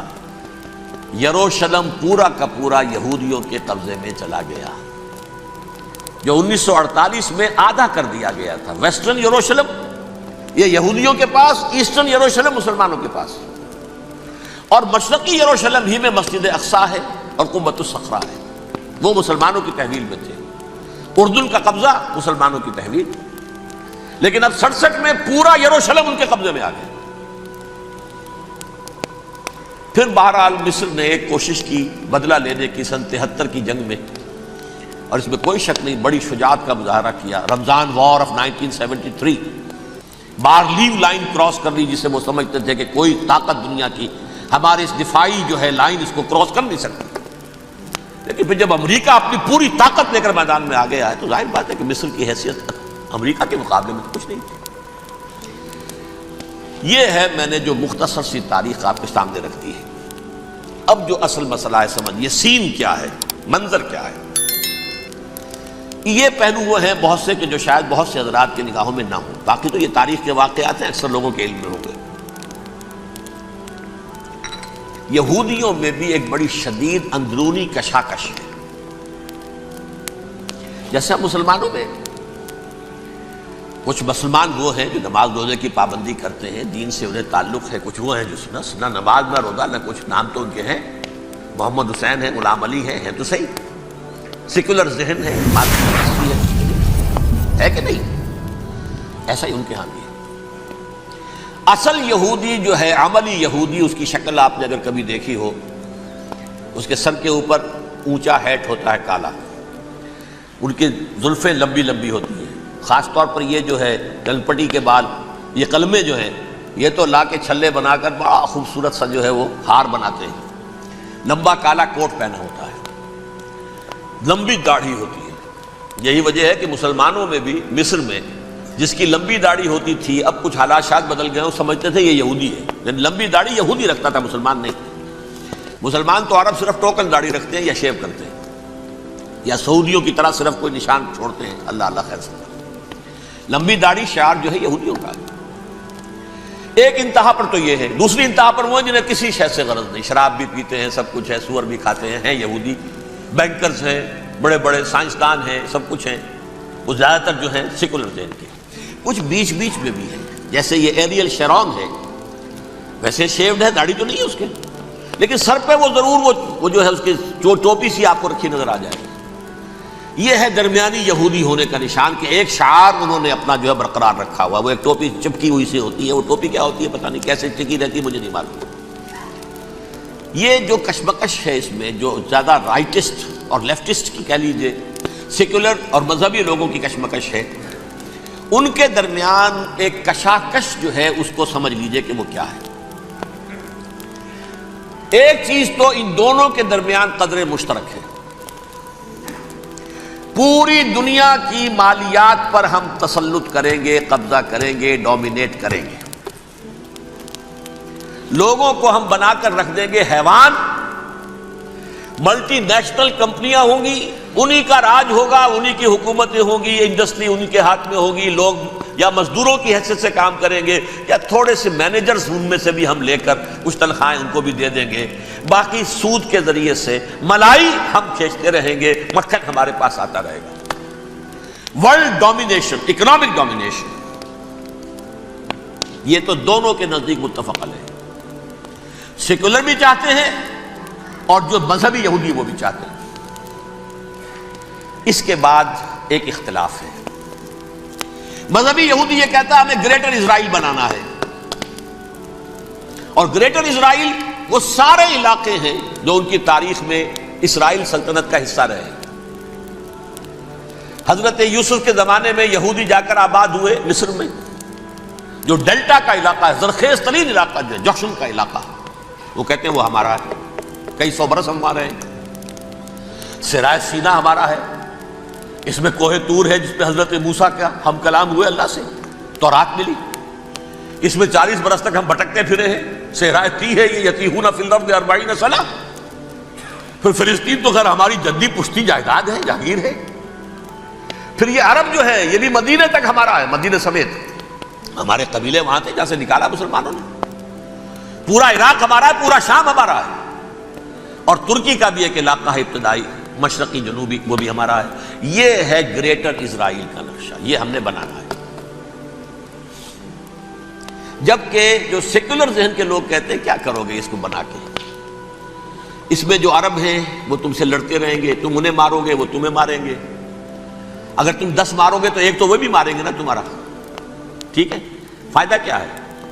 اس کی بجائے ہم یہ کرتے ہیں کہ عرب اور اسرائیل مل کر، کزنز ہیں نا آپس میں، آپ کو معلوم ہے بل کلنٹن نے یہ الفاظ کہے تھے جب اسحاق ریبن سے معانقہ کرایا تھا شاہ حسین مرحوم کا، تو کیا کہا؟ You are cousins. حضرت ابراہیم کے 2 بیٹوں سے نسل ہے نا، حضرت اسماعیل سے عرب ہے، حضور ہے، اور حضرت اسحاق سے یہ بنی اسرائیل ہے، کزنز ہے، یو آر کزنز۔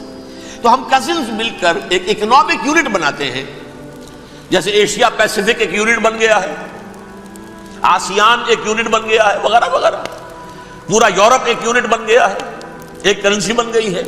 ہم اس پورے علاقے کو ایک اکنامک یونٹ بناتے ہیں، پیسہ اربوں کا ہوگا، ان کے پاس بہت دولت ہے، تیل ان کا ہوگا، بہت تیل ہے ان کے پاس، مزدور ان کے ہوں گے، بڑی تعداد ہے ان کی، مینجمنٹ ہماری ہوگی، ٹیکنیکل نو ہاؤ ہمارا ہوگا، سائنسدان ہم ہوں گے، ملائی ہم کھاتے رہیں گے، چھاچھ ان کو دیتے رہیں گے۔ تو ہمیں آم کھانے ہیں، پیڑ گننے کی کیا ضرورت ہے؟ خام خواہ ان کی دشمنی مول لیں، زیادہ دشمنی بڑھائیں۔ یہ اس چھوٹے سے اسرائیل کو تسلیم نہیں کرتے، ہم گریٹر اسرائیل کو کیسے تسلیم کر لیں گے؟ یہ لہذا اس خیال کو دل سے نکالیں۔ یہ اختلاف ہو گیا نمبر 1، بہت بڑا اختلاف۔ لیکن نمبر 2، اس اختلاف میں اتفاق یہ پیدا کیا گیا، یہاں ایک بات ہم آپ کی مانتے ہیں، ہم کسی بھی پیس پروسیس میں یروشلم نہیں دیں گے ان کو عربوں کو، یہ انڈیوائیڈڈ دارالخلافہ رہے گا اسرائیل کا۔ اور نمبر 2، مسجد اقصی اور قبۃ الصخرہ کو گرا کر تھرڈ ٹیمپل بنائیں گے۔ یہ مذہبی یہودیوں کو اتنی رشوت اگر وہ نہ دیں تو وہ ان کے ساتھ کام کرنے کو تیار ہی نہیں ہے۔ یہ پورا پس منظر سمجھ لیجئے، اصل میں بٹوین دی لائنز سمجھے بغیر یہ خبریں جو آپ پڑھتے ہیں۔ ادھر امریکہ کا معاملہ کیا ہے؟ ایک طرف وہ پشت پناہ ہے، حمایتی ہے، پروٹیکٹر ہے، محافظ ہے اسرائیل کا۔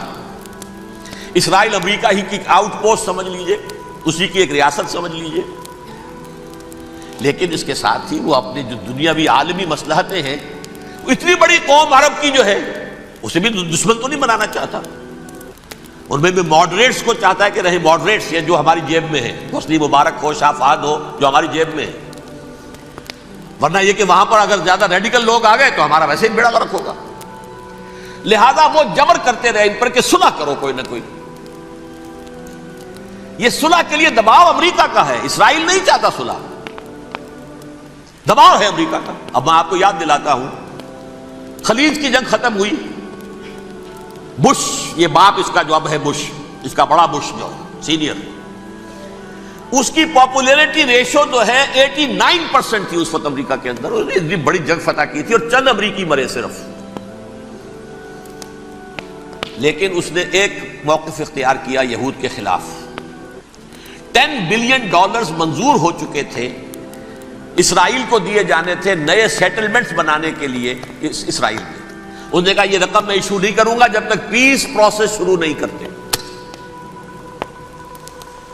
یہ دباؤ تھا جس کے آگے گھٹنے ٹیکنے پڑے $10 بلین کے لیے، لیکن اس کا بدلہ یہ چکایا کہ الیکشن میں ہرا دیا اسے، حالانکہ وہ ہیرو، فاتح، خلیج کی جنگ کا فاتح، 89% ریٹنگ، الیکشن میں 0، دباؤ تھا۔ اسی طرح بل کلنٹن کا دباؤ رہا، کسی طرح صلح کرو، کسی طرح صلح کرو، کسی طرح صلح کرو، اور اس معاملے میں میں یہ تسلیم کرتا ہوں، اس معاملے میں اس نے واقعتاً ایڑی چوٹی کا دور لگایا ہے، اور یہ بھی تسلیم کرتا ہوں کہ اس کے دباؤ میں آ کر ایہود باراک جہاں تک چلا گیا تھا اب کوئی نہیں جا سکتا، وہ آفر نہیں دے مل سکتی اب دوبارہ فلسطینیوں کو۔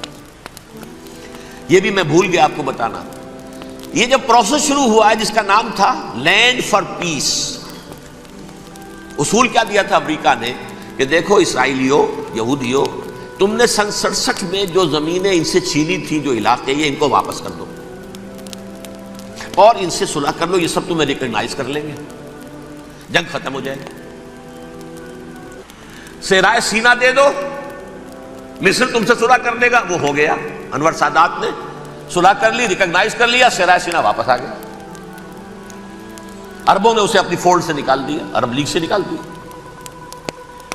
شام بھی تیار رہا ہے، لیکن پورا گولان ہائٹ مانگتا ہے وہ، ابھی جو پچھلے دنوں بل کلنٹن کے آخری دور میں گفتگو ہوئی تھی، اس نے کہا جتنا تم نے ہم سے علاقہ چھینا تھا سارا واپس کرو تو ہم کر لیں گے ریکگنائز۔ اس میں سے کچھ ایسا اسٹریٹجک امپورٹنس کا علاقہ ہے وہ یہودی کسی طور پر دینے کو تیار نہیں، لہذا صلح نہیں ہو سکی۔ شرق اردن سے جو علاقہ لیا تھا وہ ٹھیک ہے، وہ رکھو، اس کے اندر فلسطینی ریاست بنا دو، یہ علاقہ جو ہے فلسطینیوں کی میجورٹی ہے اس میں، تو اس کو فلسطینی ریاست بنا لو، ایک ریاست ودن ریاست ہو جائے گی، اسرائیل ریاست، فلسطینی ریاست۔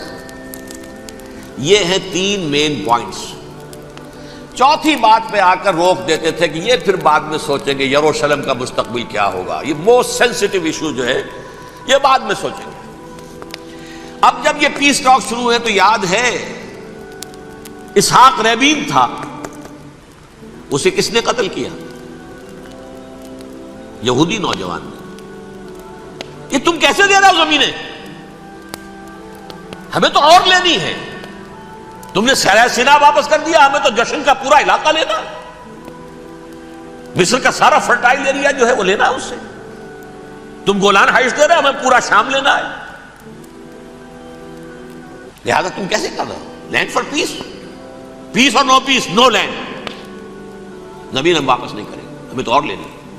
کس نے قتل کیا؟ یہودی نے. فلسطینی نے تو قتل نہیں کیا. احود باراک کی بات میں آپ کو بتا رہا ہوں، یہ یہاں تک چلا گیا تھا کہ اسرائیلی ریاست بھی ہم فلسطینی ریاست بھی مان لیں گے، یروشلم بھی مشرقی یروشلم دے دیں گے، تمہارا اقتدار ہوگا اس پر. البتہ یہ جو احاطہ ہے جس میں جنوب میں مسجد اقصیٰ ہے اور ذرا شمال کی طرف ہے قبۃ الصخرہ. قبۃ الصخرہ آپ جانتے ہیں، جب بھی ٹیلی ویژن پر یروشلم سے کوئی خبر آ رہی ہوتی ہے تو پیچھے وہ بڑا سا مینار، وہ گنبد نظر آتا ہے سنہرا. یہ وہ جگہ ہے چٹان، ٹیمپل ماؤنٹ. یہ پہاڑی تھی پہلے، جیسے کوہ صفا کوہ مروہ اب کیا رہ گئی ہیں، کبھی پہاڑیاں تھی. یہ کوہ صفا کے اوپر چڑھ کر حضور نے نعرہ لگایا تھا ما صباحا. اب کیا ہے وہ کوہ صفا بیچارہ، وہ تو ایک چھوٹی سی علامت ہے، کوئی پہاڑیاں سے دکھائی دیتی ہے، اس کے اوپر بھی گنبد ہے. اسی طرح ٹیمپل ماؤنٹ ہے وہ جہاں پر کہ ہیکل سلیمانی تھا، اور وہ گرا دیا تھا رومیوں نے. مسلمانوں نے تو نہیں گرایا. لیکن پھر حضور کو معراج وہاں سے ہوا تو عبد الملک بن مروان نے وہاں پر یہ بہت بڑا گنبد بنا دیا. یہ قبۃ الصخرہ ہے. وہ مسجد اقصیٰ نہیں ہے، مسجد اقصیٰ اس کے علاوہ ہے، وہ جنوبی علاقے میں ایک ریکٹینگولر احاطہ ہے بہت بڑا، جس کے جنوبی علاقے کے اندر مسجد اقصیٰ ہے، اور یہ اس کے شمالی حصے. احود باراک نے یہاں تک آفر کر دی تھی کہ مسجد اقصیٰ تو اپنے پاس رکھ لو، لیکن یہ ٹیمپل جو ہے، یہ ٹیمپل ماؤنٹ، یہ قبۃ الصخرہ نہیں. اس لیے کہ یہ ہماری کمٹمنٹ ہے مذہبی یہودیوں کے ساتھ کہ ہم یہاں پر جو ہے ٹیمپل بنائیں گے، تھرڈ ٹیمپل، ہیکل سلیمانی کی تیسری مرتبہ تعمیر یہاں ہوگی. لیکن ظاہر بات ہے فلسطینی کیسے مان لیں، مسلمان کیسے مان لیں؟ یہ ہے وہ چیز کہ جس کی وجہ سے وہ سارا معاملہ ناکام ہوا. ویسے مجھے یقین ہے کہ اگر فلسطینی مان بھی لیتے تب بھی یہودی جو ہیں جس طریقے سے اسحاق ریبیون کو اس نے قتل کر دیا تھا، تو یہ اس کو بھی، احود باراک کو بھی قتل کر دیتے، اور وہ کسی صورت تسلیم نہ کرتے کہ یہ یروشلم جو ہے یہ انڈیوائیڈڈ سٹی نہ رہے، بلکہ ڈویژن ہو جائے اس کی، اور صرف مغربی حصہ ہمارے پاس رہ جائے اور مشرقی جو ہے عربوں کے پاس ہے. کبھی تسلیم نہیں کرتے، مر جائیں گے. اب دیکھیں اس وقت شکل کیا ہے. میرا اندازہ یہ ہے کہ اب جو مذہبی یہودی ہیں ان کے صبر کا پیمانہ لبریز ہو گیا ہے، اور اب ایک مڈ وے آدمی اس وقت وہاں پر آ گیا ہے، ٹوپی والا. اگرچہ وہ پریکٹسنگ یہودی اس طرح کا نہیں ہے، داڑھی والا نہیں ہے، زلفوں والا نہیں ہے وہی کوٹ پینٹ والا، لیکن یہ کہ اوپر رکھتا ہے وہ ٹوپی. ایریل شرون اور انتہائی سفاک، جس نے کہ فلسطینیوں کے 2 کیمپ ایسے اڑائے تھے جیسے کہ چیونٹیوں کا ہو لشکر اور ان کو پاؤں تلے رون دیا جائے، اس طریقے سے ختم کیا تھا. بہت بڑا قاتل، مرڈرر، وہ وزیر اعظم. اور اب جو ہے ان کے صبر کا پیمانہ لبریز ہو گیا ہے. اب ان کا فیصلہ یہ ہے کہ انہیں 3 بڑے بڑے قدم اٹھانے ہیں.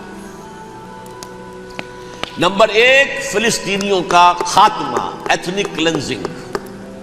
اگر یہ فلسطینی رہتے ہیں یہاں پر تو اگر 10 ہم ان کے ماریں گے تو 2-3 یہ ہمارے مار دیں گے. تو اسرائیلی کی جان تو بہت قیمتی ہے، یہ تو خیر 1000 بھی مر جائے تو کوئی بات نہیں، یہ تو کیڑے مکوڑے ہیں، جینٹائلز ہیں، گوئمز ہیں، یہودی وہ مر جائے.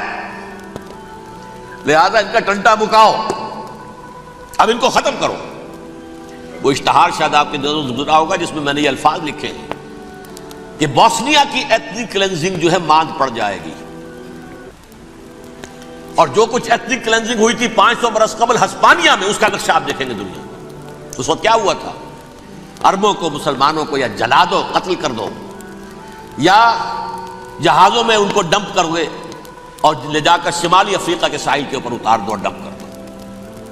ایک بچہ بھی نہیں رہنے دیا تھا ہسپانیہ میں.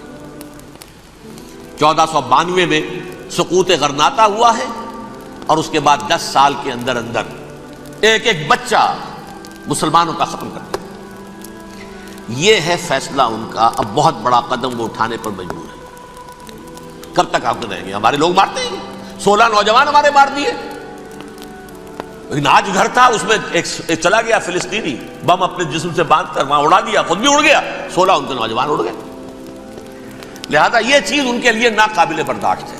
ان کے صبر کا پیمانہ اب لبریز ہو رہا ہے.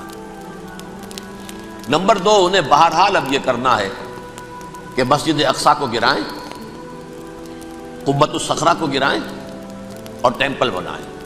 یہ انتفاضہ جو اب شروع ہوا 1 سال پہلے سے، یہ شیرون نے دورہ کیا تھا، مسجد اقصیٰ میں گیا تھا، اور اس نے 3rd ٹیمپل کی تعمیر کے لیے ایک پتھر جو ہے بنیاد کا پتھر رکھنے کا ارادہ ظاہر کیا تھا، جس پر فلسطینی نوجوان اٹھے وہ اینٹیں لے کر، روڑے لے کر، اور اس وقت سے یہ سلسلہ چل رہا ہے۔ کتنے مارے جا چکے ہیں فلسطینی، لیکن کچھ نہ کچھ یہودی بھی مرے، اسرائیلی بھی مرے، اور جیسا کہ میں نے عرض کیا اب ان کے صبر کا پیمانہ لبریز ہو گیا۔ انف از انف، اب ہم اس معاملے کو ایک دفعہ جو ہے فائنلی ختم کر دیں اور اب بنائیں گے۔ لہذا اب جو ہے کئی ٹن وزن کے وہ جو پتھر تیار ہو کر آ کے رکھ دیے گئے ہیں کہ یہاں یہ بنیاد پڑنی ہے، اس کے اندر یہ پتھر لگے۔ بلکہ ایک لطیفہ بھی مجھے یاد آیا ہے، یہ کوئی 30 سال پرانی بات ہے۔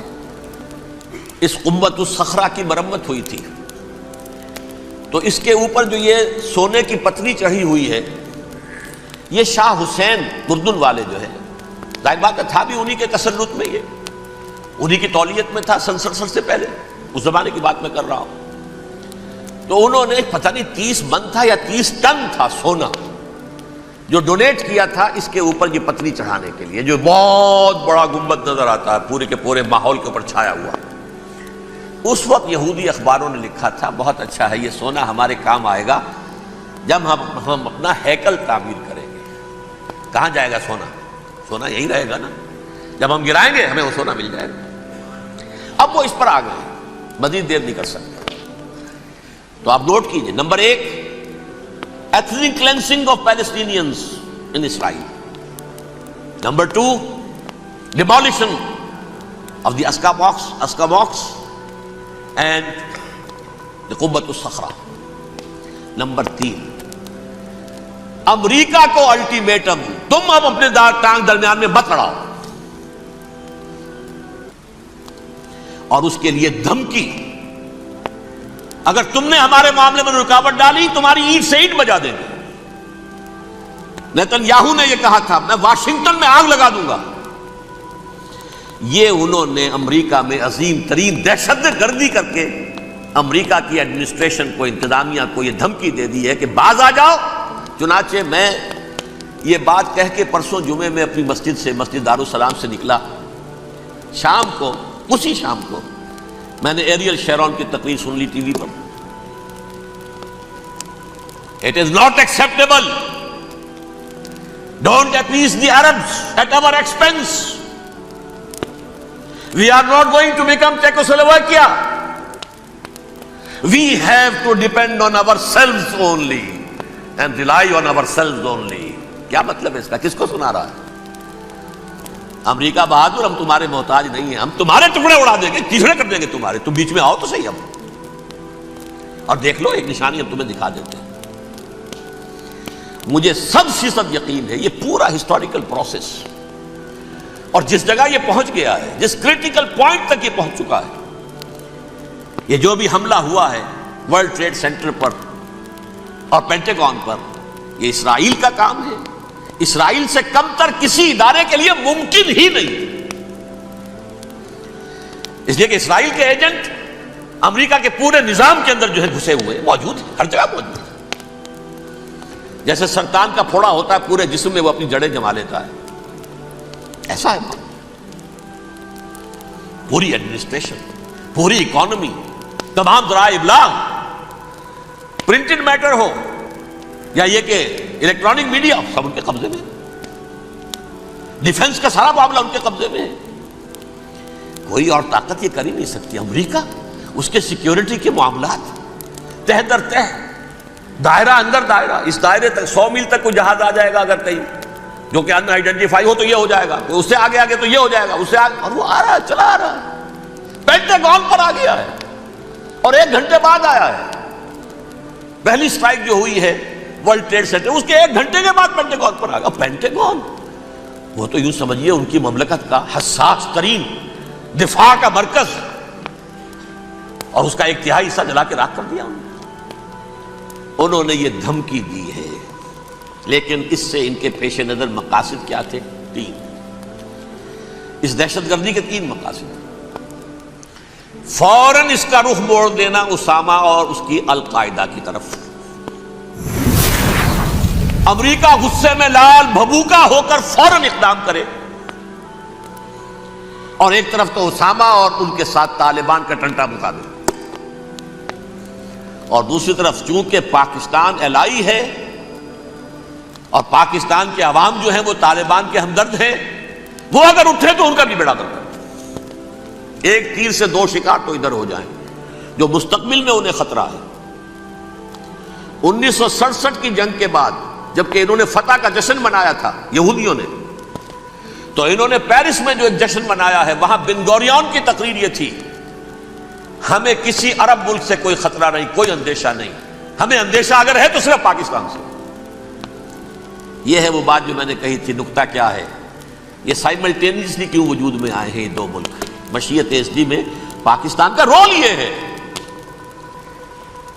حدیث میں آتا ہے ما انزل اللہ من دائن الا انزل لہ دوان، اللہ نے کوئی بیماری ایسی نہیں اتاری اس کا کہ توڑ اور دوا پیدا نہ کیے. اسرائیل کا توڑ پہلے پیدا کیا. جیسے بچے کی ولادت بعد میں ہوتی ہے، ماں کی چھاتیوں میں دودھ پہلے پیدا ہو جاتا ہے.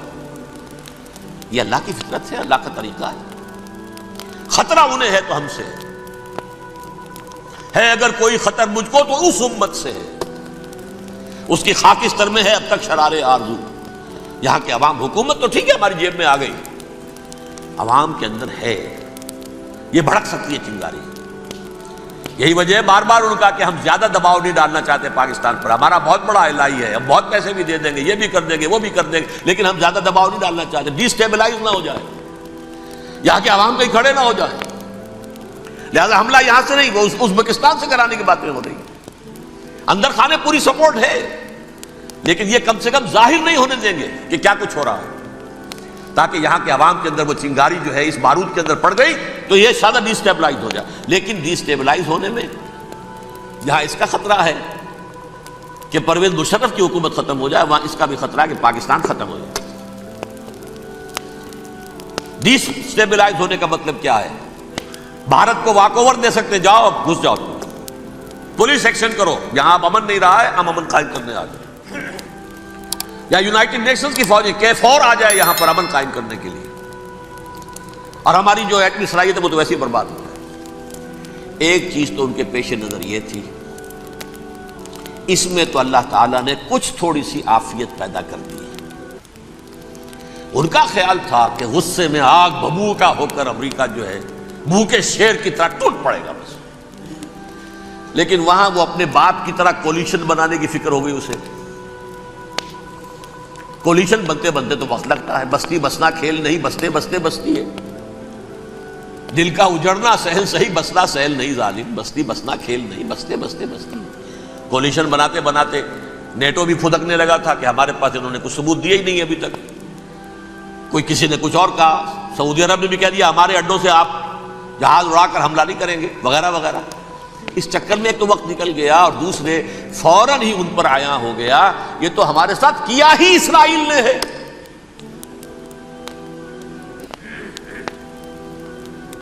لیکن یہ بات لیک نہیں کرنا چاہتے. میں نے خود سنا اور بھی بہت لوگوں سے کہا کہ یہ باقاعدہ اسٹیٹ ڈپارٹمنٹ کی طرف سے ٹی وی پر، CNN پر، BBC پر یہ اعلان آیا کہ یہ جو انویسٹیگیشنز ہو رہی ہیں اس حادثے کی تحقیقات کی، اس کی معلومات لیک کیوں ہو رہی ہے؟ لیک نہیں ہونی چاہیے. کیوں؟ اسامہ کے خلاف اگر کوئی ثبوت ہے لیک ہو جائے 1000 مرتبہ، کس کو کوئی نقصان ہے؟ یہ کون سا تھا، کون سا لیکیج ہے جسے روکنا مقصود ہے؟ وہ تو ہمارا متمنا ہے، ہمارا بیٹا ہے، وہ کر رہا ہے. اس گھر کو آگ لگ گئی گھر کے چراغ سے. But they have given a message to the United States of America. ہمارے راستے میں اب مت آنا، ہم پر دباؤ نہ ڈالنا. Don't appease the Arabs at our expense. یہ الفاظ ہیں شیرون کے.